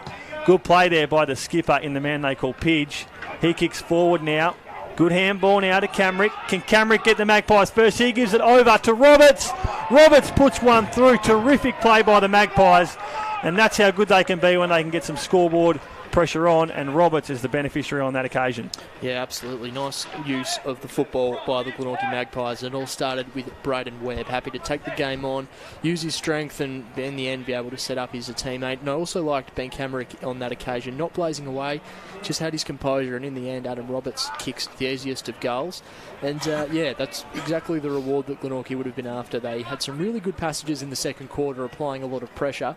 Don't think Paul Kennedy would have been overly happy with the start to this quarter, but they at least have been able to arrest a little bit of that momentum and get a goal on the board. It's still a long way back, 1-2-8 to 11-14, 80, but at least they have a goal on the board for the afternoon. Just their ability there to move the ball super quickly out of the midfield was the way they got that goal, so if they can replicate that here, they might be able to get a few more on the board.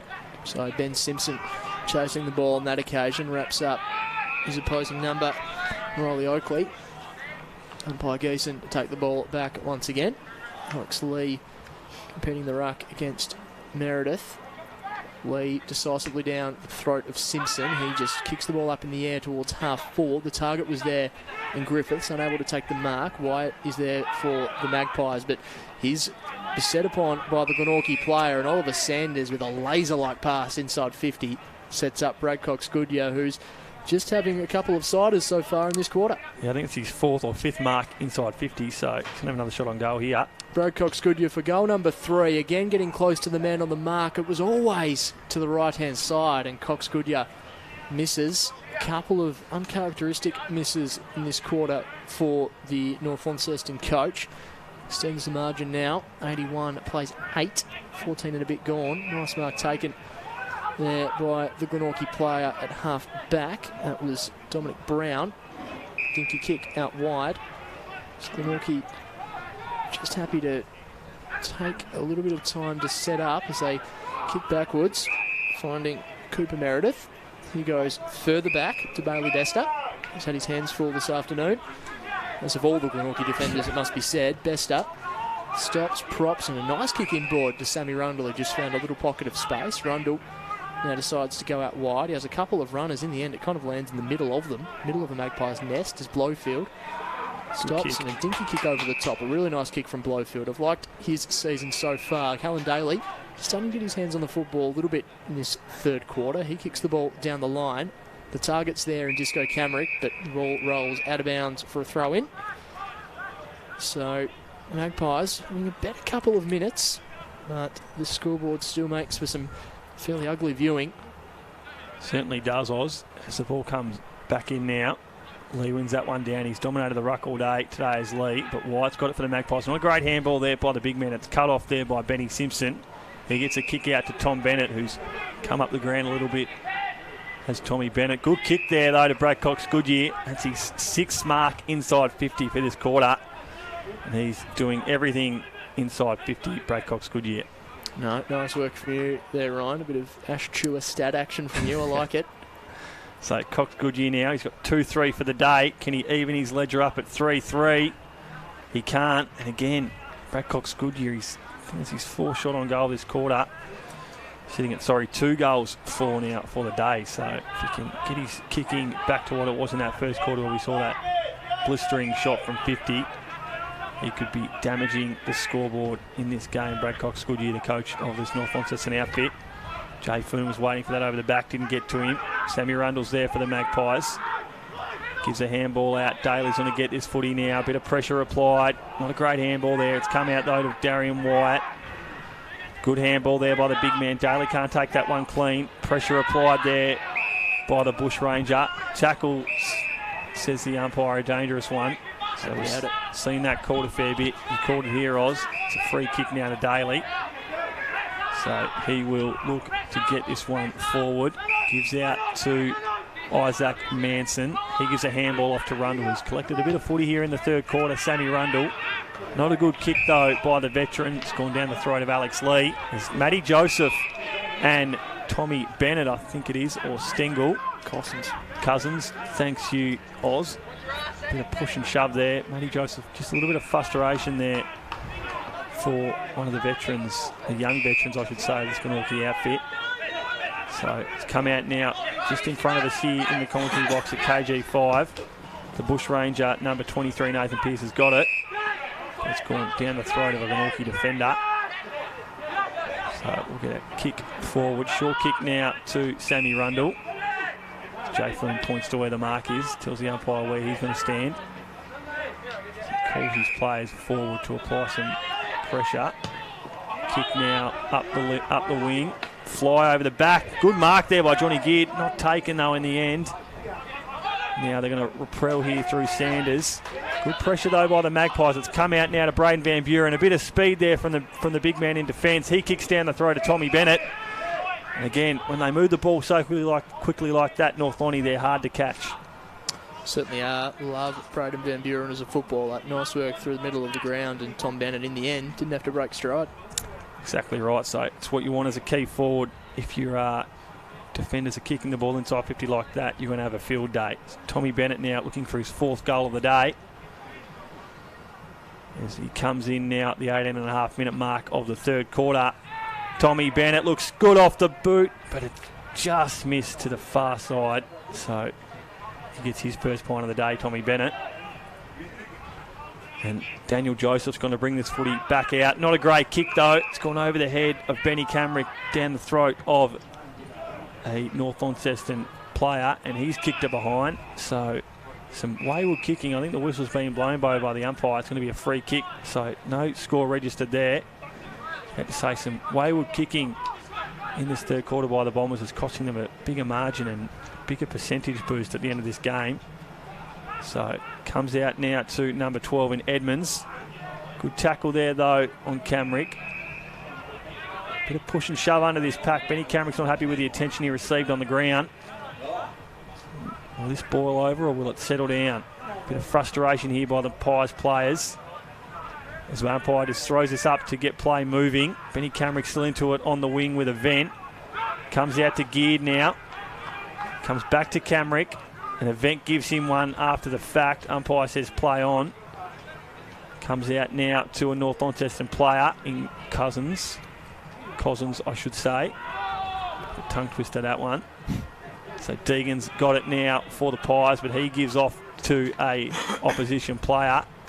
Zach Burt's taken the mark. Umpire says no. Probably robbed a one there. Zachy Burt looked like he took that on the full, but the umpire disagrees. It was certainly a short little kick, potentially not quite the required journey.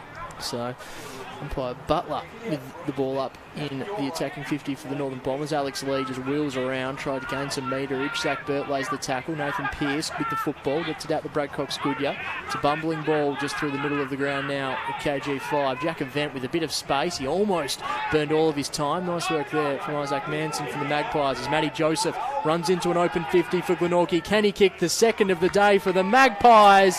Yes, he can. Nice work there by Matthew Joseph, and it was that explosion away from the stoppage and I guess the defensive pressure of the Magpies that kept the ball in motion, and in the end Matty Joseph was able to capitalise. Yeah, their two best bits of play all day have resulted in goals, so that shows what they can do. The Magpies, when they get the footy they want to play working, and we know how dangerous Matty Joseph can be around goal. He's a proven goal kicker at this level for the last few seasons of TSL, so they score their second goal of the day, but they're trailing by a fair bit still. Glenorchy 10-17-77 to Glenorchy 2-2-14. And if not for some wayward kicking in this third quarter by the Bombers, that margin could be even greater. And nice moment there for Glenorchy. They have now equalled the lowest score they've ever had in a game as a football club in the TSL. That was 1-8-14 against Lauderdale back in 2013. So avoiding some unwanted history this afternoon. Spot on, Oz. Took the words out of my mouth there as they bring this out now. Do the Bombers.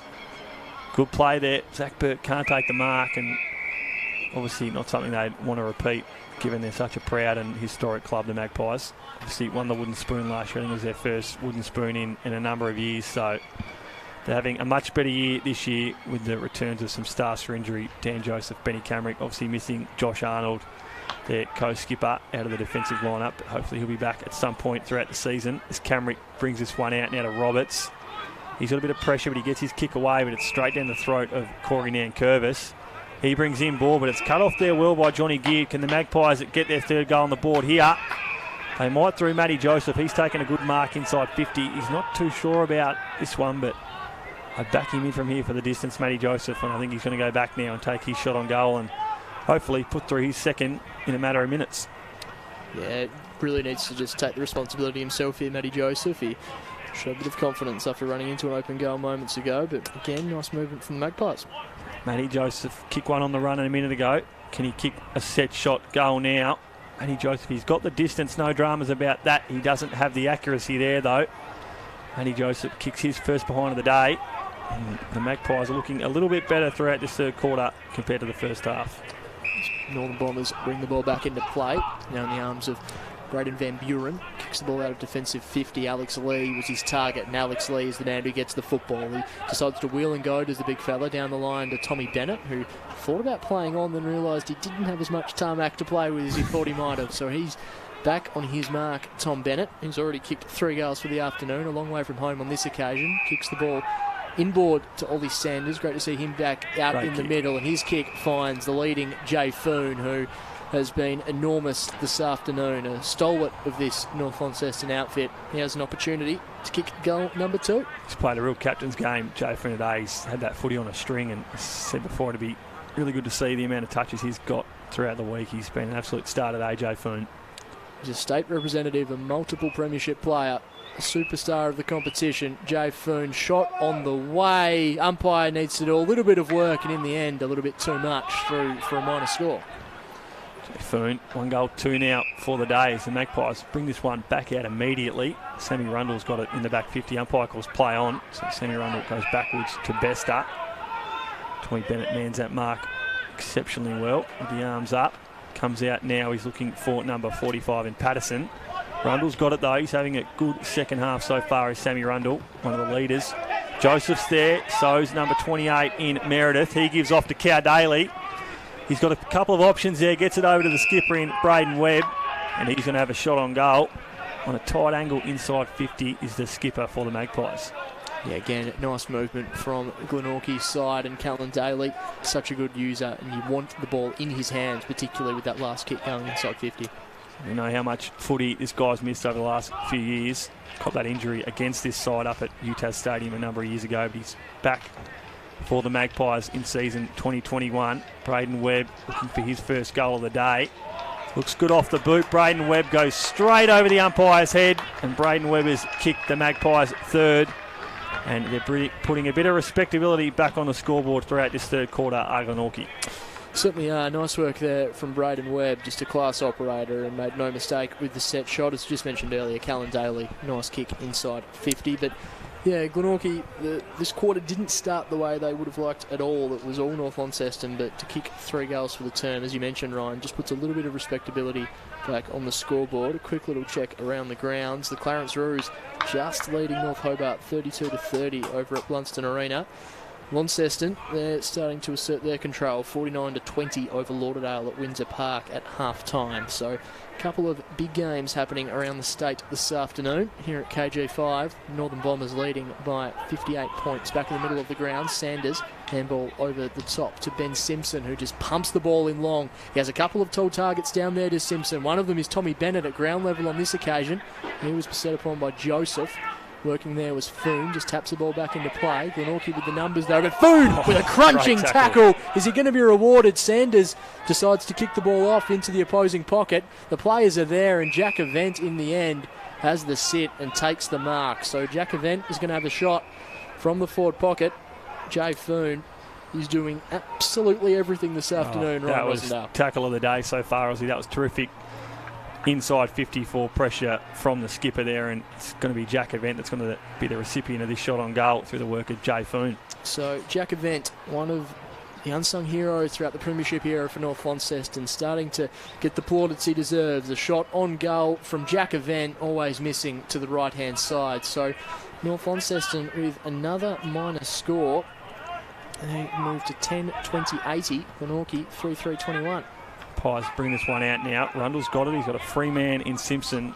Short kick on. He gives that one to him in front of Sanders. So he's going to bring this one directly up the wing. He's got Dominic Brown there. Good mark by the tall timber in Brown. So he's going to slow this down. He moves it on now quickly. Good mark taken there by Matty Joseph, who's been lively in the last 5 or so minutes of this contest. He kicks a high ball inside 50 now, looking for Johnny Gear. Can't take the mark. Good play there by Daly at the fall of the ball. He kicks towards goal, but it doesn't go to the man in wide. It goes down the throat of Declan Chugg. He's going to look to repel this footy outside 50. He's got Will Edmonds on. He spoke about, took that terrific grab in the second quarter, going back with a flight. Leary can't take that mark. Might have been pushed out. Umpire says play on. Deegan's there for the Pies. So is Alex Lee. He gets the footy off the deck. Just a bit of a don't argue there by the North Lonnie player. Good kick there too. It's gone down the throat of Event, but the siren's beaten him there. And some good play in that third quarter from Glenorchy, but again, it's all the Magpies, it's all the Bombers in this contest so far at the 3-quarter time break. They currently lead this one by 69 points, 80-21. Anthony Osborne, you think Paul Kennedy will be pretty happy with the third quarter there compared to what they dished up in the first half. Yeah, I'm sure there'll be some pleasing moments from Paul Kennedy in terms of the application and some scoreboard reward, I suppose, for Glenorchy. They've toiled away, and able to at least kick 3 goals for the quarter, but still North Launceston well and truly in control of this contest. The first couple of minutes we expected a real response from Glenorchy, and there were really worrying signs with the ease that North Launceston had, particularly bringing the ball out of the middle of the ground. There was that one textbook example, I suppose, of the Alex Lee tap down to Jack Event, who seemed to have far too much space in the middle of the park and able to hit up a target inside 50. So that's right. I think then on the other side, Glenorchy were able to start to work their way into the game as the quarter went on, but in the end, margin is still rather comprehensive. Brad Cox-Goodyear, he could be going back up the highway with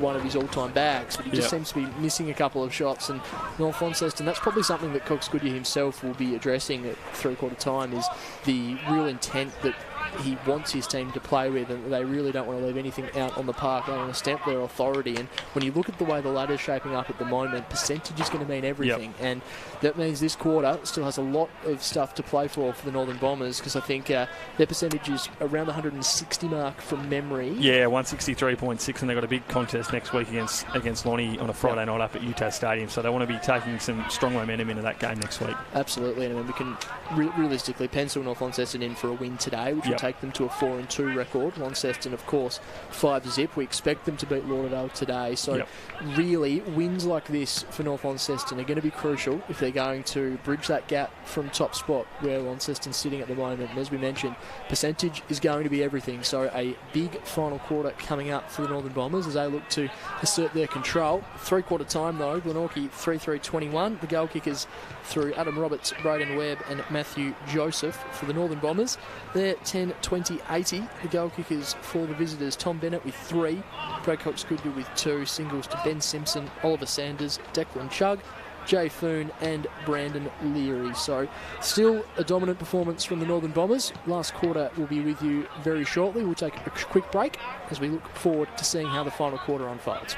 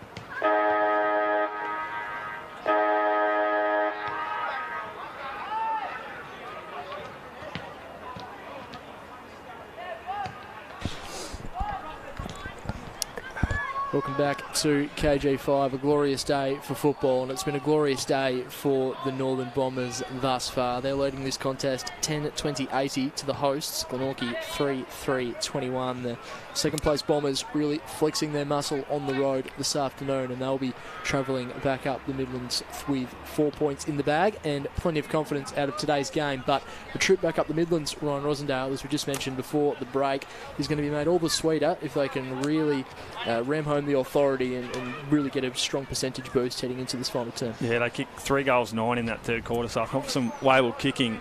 Coach Braycock's Goodyear probably the kick 4 behind, so he's probably the worst culprit there. So no doubt that will be the message in the three-quarter time huddle if we can straight shooting up forward and apply some more scoreboard pressure. And as we spoke about before the quick break we took there, get that percentage boost ahead of next weekend's top 2 clash against Launceston up at UTAS Stadium on a Friday night. If North Lonnie can apply some more scoreboard pressure, granted Glenorchy were a lot better in that third quarter, kicked 3 goals themselves. It should be all North Lonnie from this point of the game, as it has been all day. And you expect this from any senior team that's suiting up in TSL football, but Glenorchy do have the bye next week, so expect them to throw everything at this contest and just to really inflict as much damage as they can on the Northern Bombers, so they can go into the break at least with a little bit of momentum. As you mentioned, 3 goals each in that third term. The Northern Bombers with lots of opportunities, but not quite taking full toll of a lot of those chances. So Glenorchy, they'll at least have a little bit of confidence heading into the final term, and I'm sure Paul Kennedy, Braden Webb and co would be hoping for a really strong finish to this contest. Yeah, they've got a tough game in 2 weeks' time against Clarence after the bye, so they want to be taking all the momentum they can out of this fourth quarter into that game in 2 weeks' time. So umpire Geeson with the ball aloft, gets set to start the final term here at KG5. Here is Ryan Rosendale. Lee and Deegan go up. Ball comes to ground though, down to Wyatt. He kicks inside 50. Good spoil there in front to a teammate. Daly's got it now for the Magpies. He kicks towards goal. No one's on the line. Cow Daly, terrific play there by the mercurial forward. That's what he can do when he's got the footy inside 50, Cow Daly. Haven't seen a lot today, but when we see it, it's always good from Callan Daly. Yeah, exactly right, Ryan. I think we didn't put the acid on him, but we did make mention that he perhaps wasn't at his most prolific and productive best throughout the game, but he started to work his way into the contest in the third quarter. We saw him set up that Braden Webb goal and just get involved in general play, and in the end he wasn't going to make a mistake when he's inside attacking range, inside forward 50. Yeah, he had a BOG performance against Lauderdale in their win here a couple of weeks ago, so we know how good he can be when the Pies are up and firing, and he's an important player in this outfit for the Magpies. This ball goes back up now. Deegan wins that one down again. It's a repeat there to Darian Wyatt. And Daly's there. Good trap there. He can't get the second effort. Good second effort there though with the tackle. Cox Goodyear's got it now. He gives a handball over. Not a good one though. It's gone down to Simpson. He recovers well. Back to Cox Goodyear. He kicks forward to the commentary side of the ground. Good play there by Joseph though. Come back, sorry, that wasn't Joseph, that was number 45 in Patterson. He gave to Simpson and the ball's gone out of bounds for a throw in. So Cox Goodyear getting his hands on the football early in the quarter for the Northern Bombers. Glenorchy showing that they're not going to roll over in this final quarter, at least going to try and put some more respectability on the scoreboard as Lee's tap in the end clean bowls everyone. Ben Simpson's there, dishes the handball off to his teammate, but Callan Daly is going to emerge with the football. The long sleeves and the bright green boots. He goes out wide in the John Geard direction. Billy Edmonds wins that one-on-one. Moves around on his left, kicks down the line, but only as far as Daniel Joseph, who's been one of the better performers for Glenorchy, as always. So he drives the ball back to where it came. Callan Daly had this sit, and Daniel Joseph's laser-like boot has hit Callan Daly lace out. Yeah, that shows how good a kick the man they call DJ is from one back 50 to the other, just outside the back 50, I should say. Daly not too confident here. He goes a chip over. Edmonds is there, though. He cuts that one off really well. He's looking for Webb, was Daly. Whistle's being blown, though, by the umpire. It's going to be a Glenorchy free kick it is to Matty Joseph. So the Pies, well, hopefully, if you're a Pie supporter watching along at the ground or on the stream, get your 5th goal of the day through Matty Joseph. And Daly again involved on his best kick heading in, but Joseph just held without the football by Edmonds in the end. But Matty Joseph kicked 1-1 so far today in that third quarter. Can he kick his second of the game, Matthew Joseph? He doesn't trouble the goal umpire there. It's bounced over the boundary line out on the full. So Van Buren brings this one back in. You can hear the disappointment in Joseph's voice there as the ball let fly. Spoon brings the ball down the line for North Launceston. Pearce is there, but there's been an umpire's whistle. The Northern Bombers take the advantage. In the end, they might have regretted that decision, but it's going to work out okay. Leary takes a strong mark at half forward, wheels around on his left, just overshots the kick in the Rushton direction. Dominic Brown in pursuit. Joseph's there for support. Brown just loops the handball into space. Roberts is there for Glenorchy, I should say Nicholson. Rushton involved. You can see there young Harry Bates also there for North Launceston. So ball up just outside 50. Umpire Geeson, one of the more experienced umpires in the competition, and one of the better moustaches going around in the state as well, as Camrick emerges with the football, kicks the ball down the line in the geared direction. It potentially is going to roll out of bounds, and it does just that on the far side of the ground centre wing, just in front of the Glenorchy YMCA. Just a score update around the grounds, Oz. We've got third quarter just started in both games. Clarence currently leading North Hobart by 3 points, 33-30, and Launceston have taken a commanding 40-point lead over Lauderdale up at Windsor Park, 61-21, 3.5 minutes into the third quarter. The touch there goes the way of Jay Foon, just dances around James Deegan. That basically encapsulates Jay Foon's day. He's done hardly anything incorrectly. His Rolly Sanders, with those flowing locks, kicks it all up to half forward. The mark taken. Glenorchy defence linking up with Daniel Joseph. Nathan Pearce is there in pursuit. Glenorchy with the numbers. Joseph continuing to work into the other pocket. In the end, it's going to be a kick-in ball, but it's a bit of a mess there for Glenorchy. Jack Event does well on the mark, gathers the football and kicks the easiest of goals. The Northern Bombers are on the board in the final term via Jack Event, who kicks his first goal of the afternoon. Yeah, caught it beautifully there. It was a terrific goal there by Jackie Event, and as you spoke about in that third quarter, probably one of the unheralded heroes of the Launceston twilight years of grand finals and premierships. He's been a stalwart of this North Launceston outfit for some time now, and he's, as we said, he's able to apply his trade for a longer period of time throughout the midfield alongside Jay Foon and Ollie Sanders and Brad Cox Goodyear and Alex Lean the Ruck. So he's definitely one of the unheralded stars of this North Launceston outfit is Jack Event.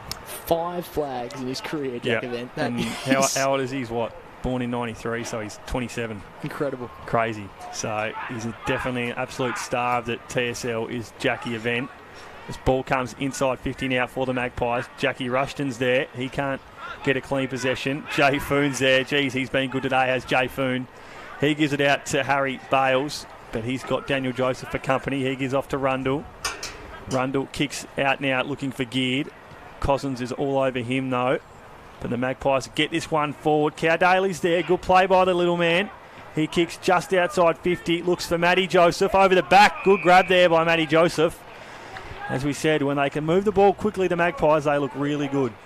Certainly do. Nice work there from Callan Daly. And Matty Joseph, again, just out-positioned Braden Van Buren and took a strong mark. He's been one of the bright spots in the second half for Glenorchy. He's a smart footballer, Matty Joseph, and he's definitely one that knows how to hit the scoreboard for the Magpies. Coming in for his second goal of the day. He makes no mistake about that, Matty Joseph. He kicks his second, and the Magpies bring some respectability again back to that scoreline. It's 86, plays 33. Yeah, nice reward there for Matthew Joseph. And again, Callan Daly gets involved. Something is usually going to happen. He's had a good nice start from him to this last quarter. Certainly has, and nice work there from the Glenorchy Magpies. A good response after the Jack Event goal. So 5-3-33 plays 11-20, 86, 11-20, 31 scoring shots to 8. So could be a lot more, I guess, goals on the board if you're North Launceston, but some wayward kickings probably cost them a bigger margin today. Yeah, I think that paints the picture. 31 scoring shots to 8 just in terms of general play, but Northern Bombers, I'll be looking to really respond and finish well as Cox Goodyear, plenty of space, kicks the ball out wide, finds his teammate there in Declan Chug. He has one goal so far this afternoon, dances around his opponent, gets the ball back to Ollie Sanders, one of the stronger performers for the Northern Bombers today. His kick inboard is an absolute beauty, finding his teammate, who then goes further board into the Tom Bennett direction, unable to quite complete the mark. Nice tackle laid there by Bailey Bester, who is a player that we've seen play in a multiple, I guess a really diverse range of positions throughout his career, often as a small forward, occasionally up higher up the ground, and now playing as a key defender. Deegan slaps that football down. Sorry, Ryan, get back to you in just a moment. Leary, handball back in the Ollie Sanders direction, just outside 50. Ollie Sanders lets loose on the left boot, just to the top of the goal square and punched out of bounds by Patterson, who's under a lot of pressure. The umpire surely can't pay that as deliberate. He doesn't. So he's probably back on to best. He's probably a guy that's probably been forced to play a bigger role than he would have in defence today, given the loss of Tommy Cleary through a knee injury, and also Harrison Gunther, who's plying his trade in the VFL with North Melbourne. So a good learning experience today for Bailey Bester, playing on one of the best key forwards in the comp in Tommy Bennett. And I think for someone like Tommy Bennett, with the delivery he's had today, when he has taken those marks, there's not a lot that young Bester could have done. And we've seen Bennett also get some goals at ground level as well. Deegan now wins that down, goes straight to his teammate, who gets a kick away outside 50 now for the Magpies. Bounces out in front of Joseph. He's got a few to beat now. Lee's one of them. Good tackle there by the big man on Joseph. Dill was there for company, so is Daly, but the whistle's going to blow. If there was a list of TSL players I want to be tackled by, Alex Lee wouldn't be at the top of the list. Spot on, Aussie. Yep, he's definitely not one. I reckon him and the big man from Lauderdale, Hayden Smith, are probably in the top three of the comp for me. So ball comes out now. Van Buren's got it for the Bombers. Deegan's there though. He's played well today as James Deegan. Dilger's there. Gets out to Lee, who gives off to the coach in Goodyear. He gives off to the skipper in Foon. The 1-2 combo there. He kicks inside 50. Good play there, man in front, Bester. Sorry, that's number 31 in Cooper Meredith, I should say. Who's out now to Camrick. Who's got a short option on in Simpson. Doesn't use him. Going to look for the longer option now. Foon applies some good pressure on the mark. But it's all Alex Lee there, man in front. Just wonder where James Deegan was. There he is there. Got a man up. Alex Lee, such a dangerous player when he can take grabs uncontested like that. Whistle's being blown. I think it's a free kick down the ground to North Lonnie. It is. Dealt with after the fact there. Ollie Sanders, who's going to run past for the handball now. Doesn't give it to him, Rushton. He kicks inside 50 to a free man. He's going to give off to Bradcock's Goodyear. He loads up from just inside the paint of 50. It's not going to get there, but Tommy Bennett over the back cannot take the mark. Daniel Joseph gets wrapped up by a few, and we've seen, as we saw in the first quarter, Cox Goodyear from the paint of 50. We know how dangerous he can be, but on that occasion, wasn't able to trouble the goal umpire. So umpire Butler throwing the ball up. Both ruckmen just lose their feet. Jackie Rushton near goal. Quick fire shots. Just going to be up and under from Jackie Rushton. I don't think he gained any metres at all. Straight up and back down. Over and out for a boundary throw in. So dangerous position here for the Glenorchy defence. It's 11:20.86 to 5:3.33. 11 minutes gone in this final term. Umpire throws the ball back into play. Burt competing with Meredith. One down by Burt on that occasion, but only as far as Camrick. Jack Event does well to trap the football. Handball's out wide. Glenorchy players are there though, as Manson just hurries the kick out of defensive 50. With the sit is Stingle, almost takes the mark. Cossins is there as well in support. He just dances around his opponent, just dishes the handball out to Ben Simpson, who's going to bring the ball back with interest for North Launceston. Kicks it to a dangerous spot. The mark unable to be taken. Couple of hands on that football, so no mark for Glenorchy as Joseph absorbs the pressure. A great tackle laid by Zach Burt, and he's going to be rewarded. Illegal disposal from Daniel Joseph, and Zach Burt is going to have a look at his first goal of the afternoon. Yeah, caught it beautifully, guys. Terrific tackle there by Zach Burt, and that's what you love. Cox Goodyear, as a coach, would love that from his tall forward, to be able to apply pressure to a guy like Daniel Joseph inside 50. Terrific play there by Zach Burt. He's had a couple of looks at goal, quite a few in the opening term. Let's see if he can kick his first of the afternoon from short range. That's as easy as you like for Zachary Burt. He's one of the competition's stars. He makes no mistake on that occasion. North Launceston, they move to 12:20.92. Glenorchy 5:3.33. 12 minutes gone in the final term. Shocked me there, Oz, when you said he hadn't got a goal on the ball, because he was so lively early in that first quarter. I thought he'd already kicked one, but he had a few shots on goal that didn't register, but a fair bit of reward for effort there for a good game so far in that 1-2 combo. Zach Burt along with Tommy Bennett, who's kicked 3. So 4 goals between your key forwards. You'd be happy with that if you're Bradcock's Goodyear. Yeah, and Zach Burt, I think a couple of those shots were almost from the exact same spot on the ground. So, I mean, 12-20, Glenorchy probably lucky that North Launceston have had the kicking boots off for parts of the game today, but nice reward there for Zach Burt. And like Tom Bennett earlier in the game, getting a reward for that defensive stuff at ground level as well. Yep, spot on. So umpire throws this one back up. Deegan and Lee just let that one fall to the deck, and Deegan gets it, but he's tackled there by Lee. Comes out to Benny Camrick as you hear the call to kick quickly. He kicks inside 50 out in front of Josh Meredith. He can't take the grab as this ball's going to trickle inside, and we spoke about obviously changing the guard somewhat last year with the retirement at TSL level of a stalwart of the comp in Jay Bowden, and just up to the Magpies now to find a key target inside 50 that they can rely on every week. They've got guys like Matty Joseph and Cow Daly that can crumb the footy, but a strong marking target is probably what they need to find throughout this 2021 season. It's Benny Camrick there. Gets it out to Daly, the man I just spoke about. He's set upon. And as I mentioned that, Oz, is there anyone off the top of your head you can think of that might be able to take that mantle? Or it's a pretty big mantle to take, obviously. It's an interesting one. I think the Jay Bowden effect is almost what they're going through with Darian Wyatt at the moment. You want a couple of versions of him to be able to plug a couple of different holes across the park, because Wyatt is that sort of player that I think could be the real focal point. But he's so good getting his hands on the football at the source that he's the kind of player they probably can't afford to just park inside 50. But, I mean, it's... the Jay Bowden problem was always a good problem to have. It's probably just working out exactly how they're best structured at the moment, like you said, particularly with guys like Cam Duffy, who used to be able to rest inside 50, not being at the club anymore. Spot on there, and you've seen him try Braden Webb early in this game, and he's plied his trade, I should say, through the middle of the ground so far, so maybe that's one that I'll go back to the well in 2 weeks' time against Clarence as the balls come inside 50 now for the Bombers as Jackie Rushton gets that one in front of Joseph. Good battle there by Rushton. He gets rid of Joseph easily there, Jackie Rushton, and he's a quality player, Dan Joseph, so that tells you the calibre of player Jackie Rushton is. But the Magpies have cleared this one out through Simpson. He gives off now in front of Lee, who drops a sitter, but he recovers well, gives it to Simpson. It's back to Lee. Deegan paddles that one out. Brady Simpson's there again. He's set upon immediately by Jackie Event. Camrick's got it now. He's played well today, Ben Camrick, in defeat. I think it might be a free kick here. Potentially pushing the back. It is. So Benny Camrick, another star of the competition. Ben Camrick, good to see him back out here, having an injury interrupted here so far after missing a lot of footy last year. Good mark there by Deegan. He's played well today. Probably lost the ruck battle one-on-one against Lee, but around the ground he's been pretty good, James Deegan. This ball's come out now. On the deck is number 14 in Manson. He gives out now to Camrick. He gets around a couple. Event gets him late, but he gets his kick away there, Benny Camrick. Cadaley's got it. He's had a good last quarter here, but Edmonds is the man that gets him. Van Buren, the man I was about to say. He gets the footy now. He kicks out to Ollie Sanders, who's probably been in the top 3 or 4 players today for the Bombers. Had a terrific second quarter. Joseph's got it now, though, for the Magpies. He gives off to Braden Webb, the skipper, and he misses. So, again, a costly mistake there from North Launceston. Almost made them pay on the scoreboard, Glenorchy. They currently lead this game, North Lonnie 92-34. Anthony Osborne. That's it, as North Launceston look to bring the ball back into play. We're called there by you, Roz.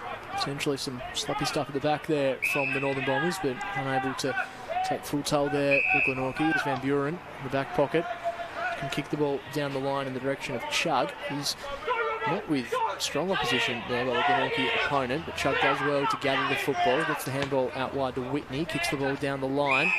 Inboard, I should say, in the Foon direction, who just has a bit of room to move and do as he pleases. He's done so often today. The J Foon kick, lace out to Tom Bennett. I reckon Tom Bennett has the biggest smile on his face at the moment. He was smiling while that ball was still in midair. He knew that J Foon's laser was hitting him lace out. That's the perfect kick as a key forward that you want. He didn't have to deviate off his line at all there, Tommy Bennett. And J Foon, we've seen it all game. He's played an absolute blinder of a game today, J Foon. Definitely get the 3 votes. So Tom Bennett, 13 goals for the season so far, 3 goals this afternoon. How does he go looking for goal number 4? It's on the way from Bennett, always going to the left-hand side and punched over for a minor score. So another behind for the Northern Bombers, this time courtesy of Tom Bennett. They move to 93, Glenorchy 5-4-34. Camrick now with the footy inside the back 50 for the Magpies. He gives out to number 14 in Isaac Manson. Tommy Bennett lands this mark. He kicks inside. Short kick now to Daniel Joseph, who's played well today in the back 50. Collected a lot of footy there. Gives off to Camrick. He kicks up the wing, but it's gone down the throat of Alex Lee. He's going to bring this one back inside. He opts to go directly down the line there to his coach in Cox Goodyear. He's with a short chip kick. Doesn't hit the man he wanted in Jay Foon. It's going to go inside 50 regardless. Magpies going to clear this out with a clean possession. Hopefully they can't, though. Comes out now to Jackie Event. Event with a chip kick. Come off well. I think it's marked just inside the boundary line. It is. So we'll have a shot on goal to number 28 in Harry Bale. It's not a man we've spoken of a lot during this game, but he's done a few good things here in the last quarter. And he's going to have a shot on goal. No, he's not. He's going to kick inside to Bray Cox Goodyear. And that's one way to get in the coach's good books. He plays on immediately, and he's kicked that one out on the full. So he's kicked 2 goals, but he's also kicked 4 behinds and 1 out on the full today. Bradkov Skudya has not had his kicking boots on today, this coach. No, he's still always so dangerous. Done a lot of good work further afield, but he has. Could have been going up the highway with a big bag as Glenorchy bring the ball out of defensive 50. Nice work there. Hit up Camrick. He goes inboard in the Daly direction. Daly does well on the second attempt. Takes the mark at right half back. Daly assesses his options, looks to go inboard to Rundle, but Ollie Sanders just out-bodies Rundle in the end. That's not an easy thing to do as he dishes the ball back to Cox Goodyear, who just seems to be everywhere at the moment. Dinky kick over the top is a good one. Finds Bales. He goes back to Sanders. He's got Alex Lee and Edmonds lining up through the middle of the ground. He's going to ignore those and look to go further down the line. Low percentage kick. He does that in the end. Tries to work around his opponent. Sets the ball up to half forward. Coming over the top was Wyatt. Nice bit of bravery there. I was called a push, I think. By Blowfield. Held his ground. So Blowfield will take the free kick. Like Nathan Blowfield as a player. Hasn't been as busy today as last week in the win against North Hobart, but still has done some nice things. He kicks the ball down the line, a one-on-one. It was contested, punched out of bounds by Corey Nankervis, who was competing with Brady Simpson on that occasion. So 5-4, 34, 12, 21, 93.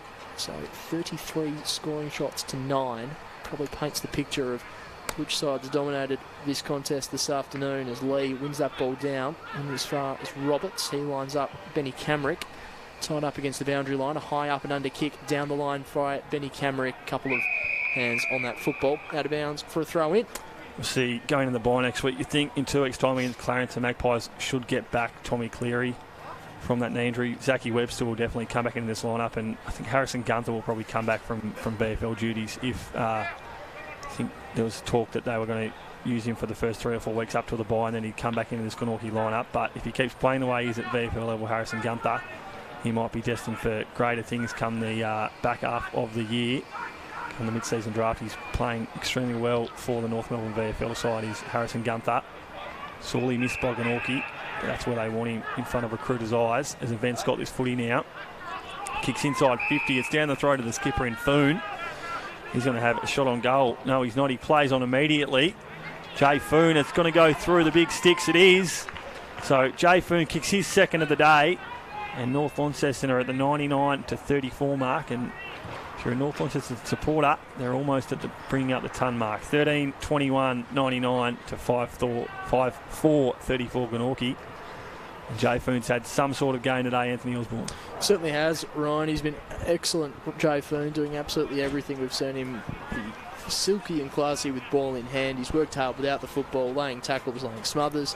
He's obviously, his leadership around the ground is immense as well, and we don't have the GPS numbers with us, but he would have to be one of the hardest runners in this competition. Yeah, he would have racked up the case today, and that's what you get when you've got a guy that's so used to playing in defence off half-back and racking up the miles in the back line when he can shift into the midfield.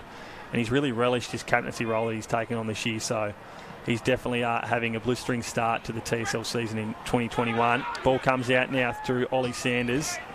It was Jack Event, he kicks inside 50. Jay Foon's there. He's not sure. He gives this one off. He probably could have had a shot on goal around the body, but he did the team thing there, did the skipper. Tried to give it off to a teammate, but the ball's gone out of bounds. So we approach in the time on 22.5 minutes gone. 34 plays, 99 in favour of North Launceston. It's going to be a happy trip back up the Midlands Highway for North Lonnie. Deegan wins this one out now. Camrick's there for the Pies. Deegan's going to follow up. Can't get this footy out. Bottom of the pack. Foon's on down there. So it's Tommy Bennett. An Orky player on the bottom of that pack is Cooper Meredith. So another ball up here deep inside 50 is a little bit of push and shove here from White and Simpson. White's not a fan of the treatment he's getting from Simpson, and the umpires paid that one against him. So just a lapse in concentration there, a bit of frustration from Darian White. Hasn't had the game he had last week when he was BOG, and Benny Simpson's going to be looking to bring up the ton for North Lonnie.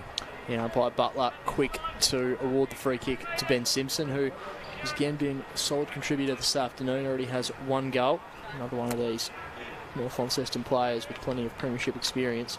So Benny Simpson, as I just said, he's already got 1 goal today. Can he put his second on the board and bring up the ton for North Launceston? That he can. North Launceston extend that lead now. They sit 105 to 34, and it's been a terrific day if you're a North Launceston player or supporter. Absolutely. Ben Simpson is a 3-time premiership player. It's another unsung hero. He did excellent there, making no mistake from the free kick. As you mentioned, just some frustration for Darian Wyatt. Sure, Paul Kennedy would be disappointed with that, but you can probably understand some of Wyatt's frustration. The day hasn't quite gone the way his side would have hoped, but 71 points the difference. And North Launceston, they've added their 4th goal for the final term, 4 goals to 2 in this last quarter in favour of the visitors, and they're finishing this game well. As you mentioned, cracking the ton, always a milestone a team wants to achieve. So 71 points the difference at the moment.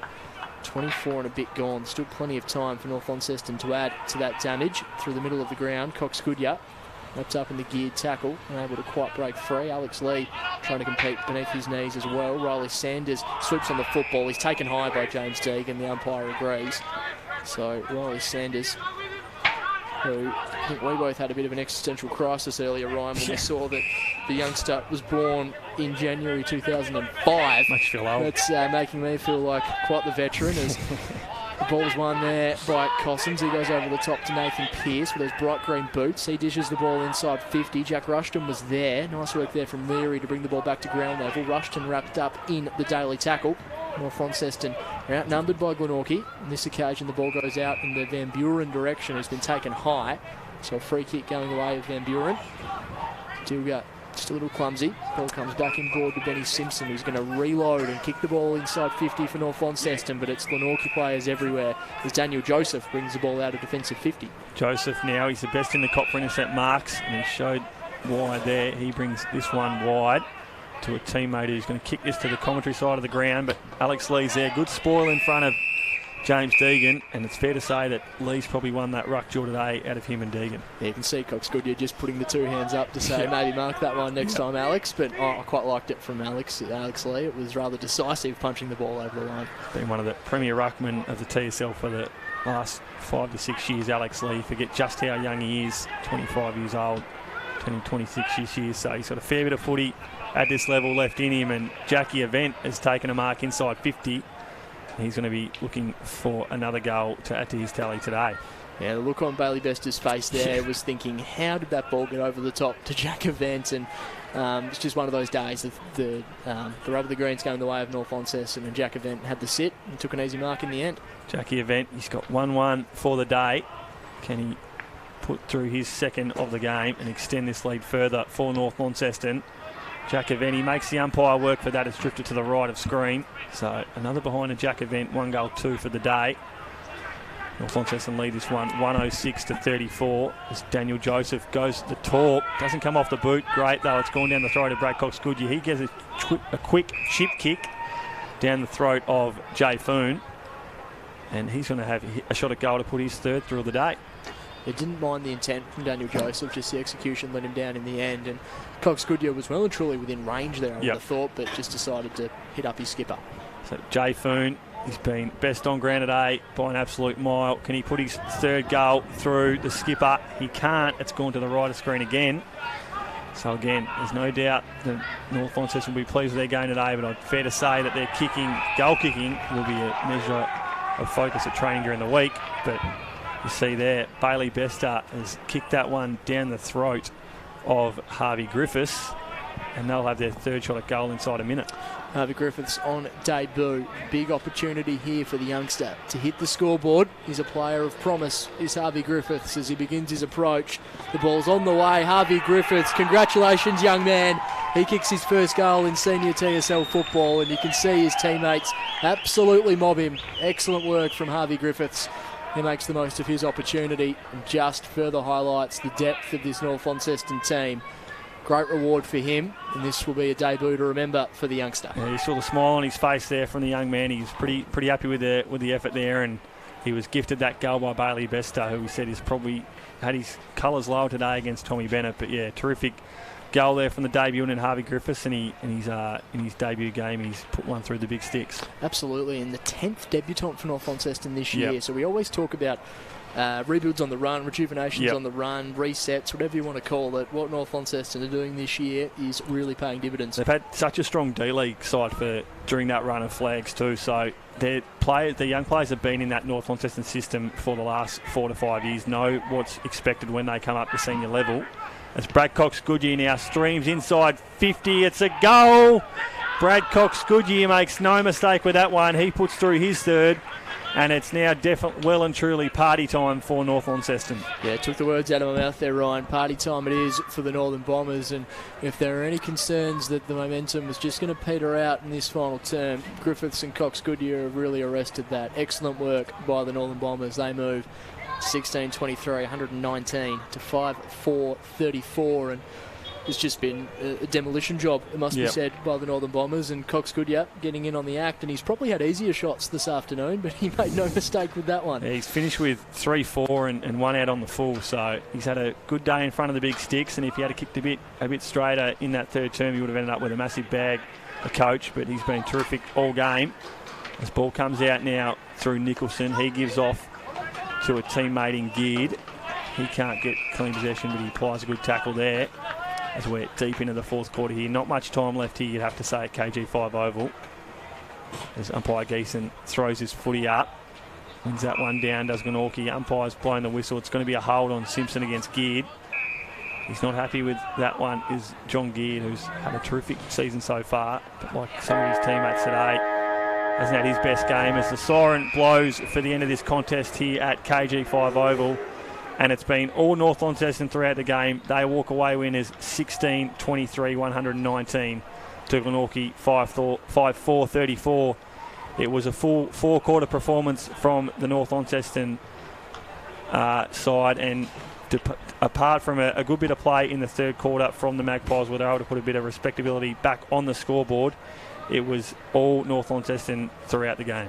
Certainly was, Ryan. A clinical performance from the Northern Bombers. Clinical in the sense they dominated the game. Perhaps not clinical in front of goal, but they'll take a win like that any day of the week. As you said, 16-23, 119 to 5-4-34. The goal kickers for Glenorchy.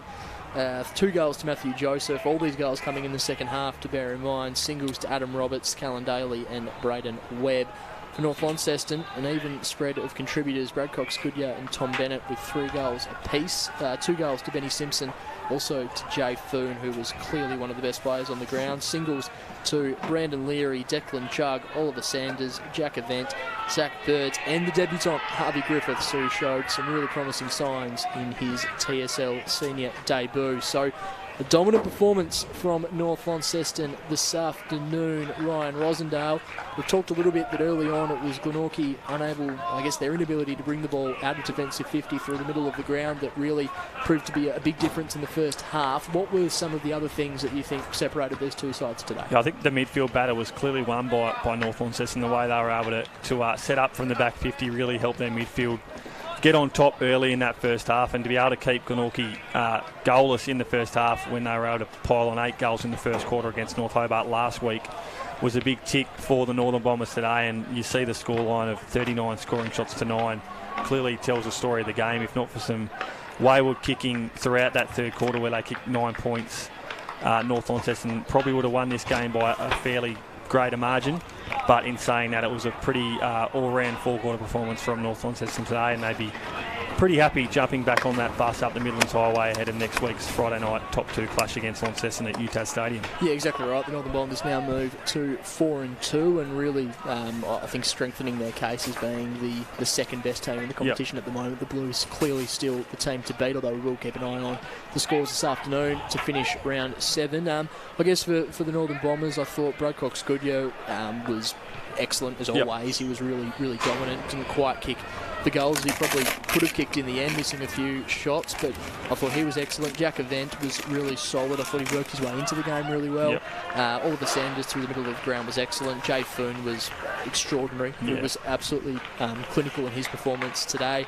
Alex Lee, I thought, was really good in the ruck, while some of those unsung heroes were also quite solid. Riley Sanders showed a bit of promise. Declan Chugg as well. Nathan Pearce was quite good. Van Buren and Edmonds were pretty good off I half-back. was going to say, in defence, they were rock solid as well. Yeah. A really strong performance. I guess for Glenorchy, who were some of the players that stood out to you? Yeah, I thought Sammy Rundle battled pretty hard all day. He was one of the lone soldiers in the midfield. I thought Nathan Blofield was good early, collected a bit of ball. Dan Joseph was strong as he always is in the back 50, collected a lot of ball and set them up well in that second half. I thought Braden Moore's move into the midfield in the second half was probably a positive for Glenorchy. He played the first half predominantly forward, and when the ball wasn't down there, it's hard for a guy like him to get into the game. Matty Joseph was really good in that third quarter, I should say, kick two, and probably their best performer of the game, I thought, was Benny Camrick. He battled well all game and collected a fair bit of the footy. So the man they call Disco was probably best on ground for the Glenorchy side today in a losing effort. Yes, 85 points the difference in the end. The Northern Bombers 16-23, 119, defeating Glenorchy 5-4-34. So, as you mentioned, North Launceston, they play the Crosstown rivals under lights next weekend. Obviously a big clash between the two premier sides of the competition at the moment. Glenorchy have the bye and then face Clarence after that. So a really intriguing couple of weeks coming up. We've now reached the end of the first block of season 2021. Glenorchy are well and truly in that group in the middle of the pack, fighting for final spots, and North Launceston will be looking to close that gap on Launceston in the coming weeks. But yeah, clinical effort from the Northern Bombers today. 85-point winners on the road at KG5. Ryan, fantastic to call the game with you today. Thanks for joining me. Always a pleasure with you, mate. No worries, enjoyed it. Looking forward to doing that again sometime soon. Thank you to Simon DeLittle on the camera, Ash Wilkes in the studio. And thank you to all of you for joining us here on the TSL live stream. Keep an eye out on all the TSL social media platforms for updates from the other games throughout round 7 of the TSL season. We'll look forward to your company next week here on the TSL live stream.